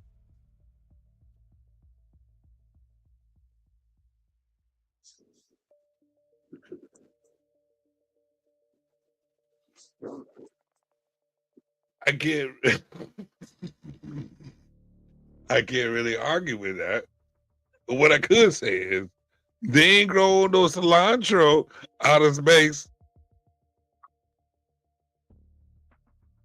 We survive differently up there. You need Tums down here. Mm-hmm. That's why we just stay up there most of the time. Yeah, that's why you light skin. Mm-hmm. She's green skin. Y'all in a different kind of weather. Mm-hmm. Good stuff up there. All right. Man, I gotta work. I'm about to shut it down. To be honest with you, the conversation got a lot better when you came through, even though it was still good. When I woke up. You still sleep. Hell yeah, that's shit crazy. You still get bored. You still get bored. You still get bored. You're not all the way awake. You're not all the way awake. I got so much to do tomorrow. You ain't got shit. What you got to do when the world ends? Nothing. I'm going with it. I know. I'm not. That's the difference. I don't accept that, nigga. You like the world's ending. Bye bye, everyone. No. I'm like as soon as I see that water, I'm gonna be like this. Nigga can't swim. As soon as I see that water, if there is water, guess I'm like this. Snorkel, goggles, life jacket, let's go. Those are the people. Those are for all the people who can swim. For me, I'm gonna sit down and just accept my fate. Yo, just wear some balloons in your socks. I do something. Them SpongeBob floaties is coming out. Yeah, there you go. Get some floaties, you'll be all right. That's all I got.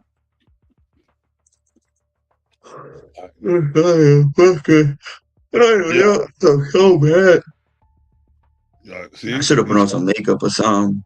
Ladies and gentlemen, he's starting to talk like his baby mom. The alien talk. He's like, that's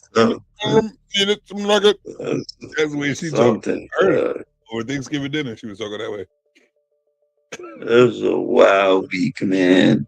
But I survived it once again. Yep. And the alien baby. You know why he survived it? Because the alien baby stays with us and not with him. It stays in the locked up area. Because I'll be honest with you, right? I'll be honest with you. If y'all see the baby act like this,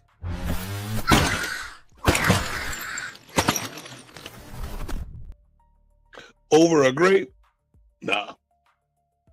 Keep him in the cage. If you see a baby act like this,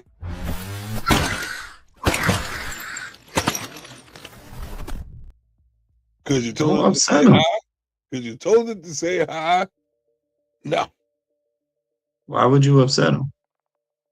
Who upset who? That baby was an upset Why baby would you? regardless. That is an upset baby. We gave him blocks, as you can see, Superman toys, as you can see, all that in a spacious room. And guess what he did? Guess what the fuck he did?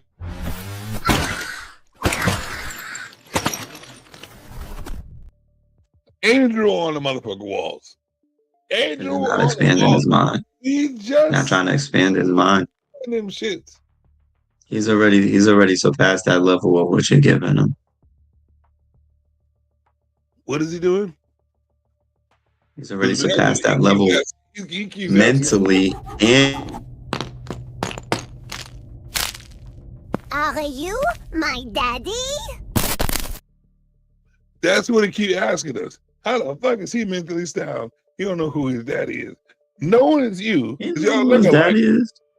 Y'all look alike. Of course he knows who that is. But he keeps He's asking, mine. He's supposed to. "Oh, my boo." I'm glad he ain't green like his mama. I'm glad he ain't green like his mama too, because that look like talking ass, booger ass, face ass nigga. More like like powder almost. What thing ass nigga. I think I'm gonna go watch that. I think I'm gonna go watch Powder. All right, I'm about to leave you where you stand. So that being said, he's about to go watch Powder. I'm about to watch Toast.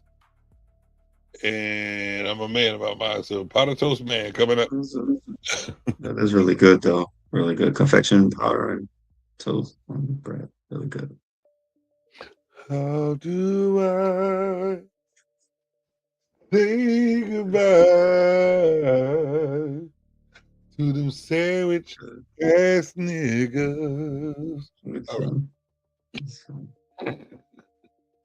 All right, ladies and gentlemen, this is the end of Steve's bullshit.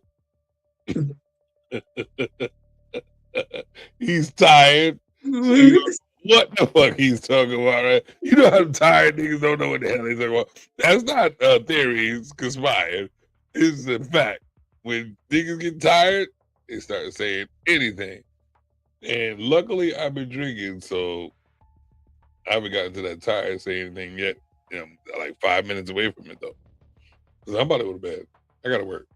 I'm about to say where the meatballs at when the bread with the yeast. Ooh. Okay. Mm-hmm. Look at him. Look at him. Light skinned niggas don't even look right when they sleepy. I told you I look ugly right now. Got me on this camera looking crazy. That nigga said right now. That nigga said right now. He said you got him looking ugly right now. Like that nigga ain't usually ugly. We know that ain't true. That nigga took his usual ugly and turned it into right now. Holy shit. All right, ladies and gentlemen, thank you for tuning in to Theories Conspired with my great host, my light-skinned friend, Steve Heck. which brings a great perspective to the show. But now it's time to tell Area 51 we are done with the files. So come scoop up the ones that we did not use and drop off some more, because there's plenty of files when there's theories inspired.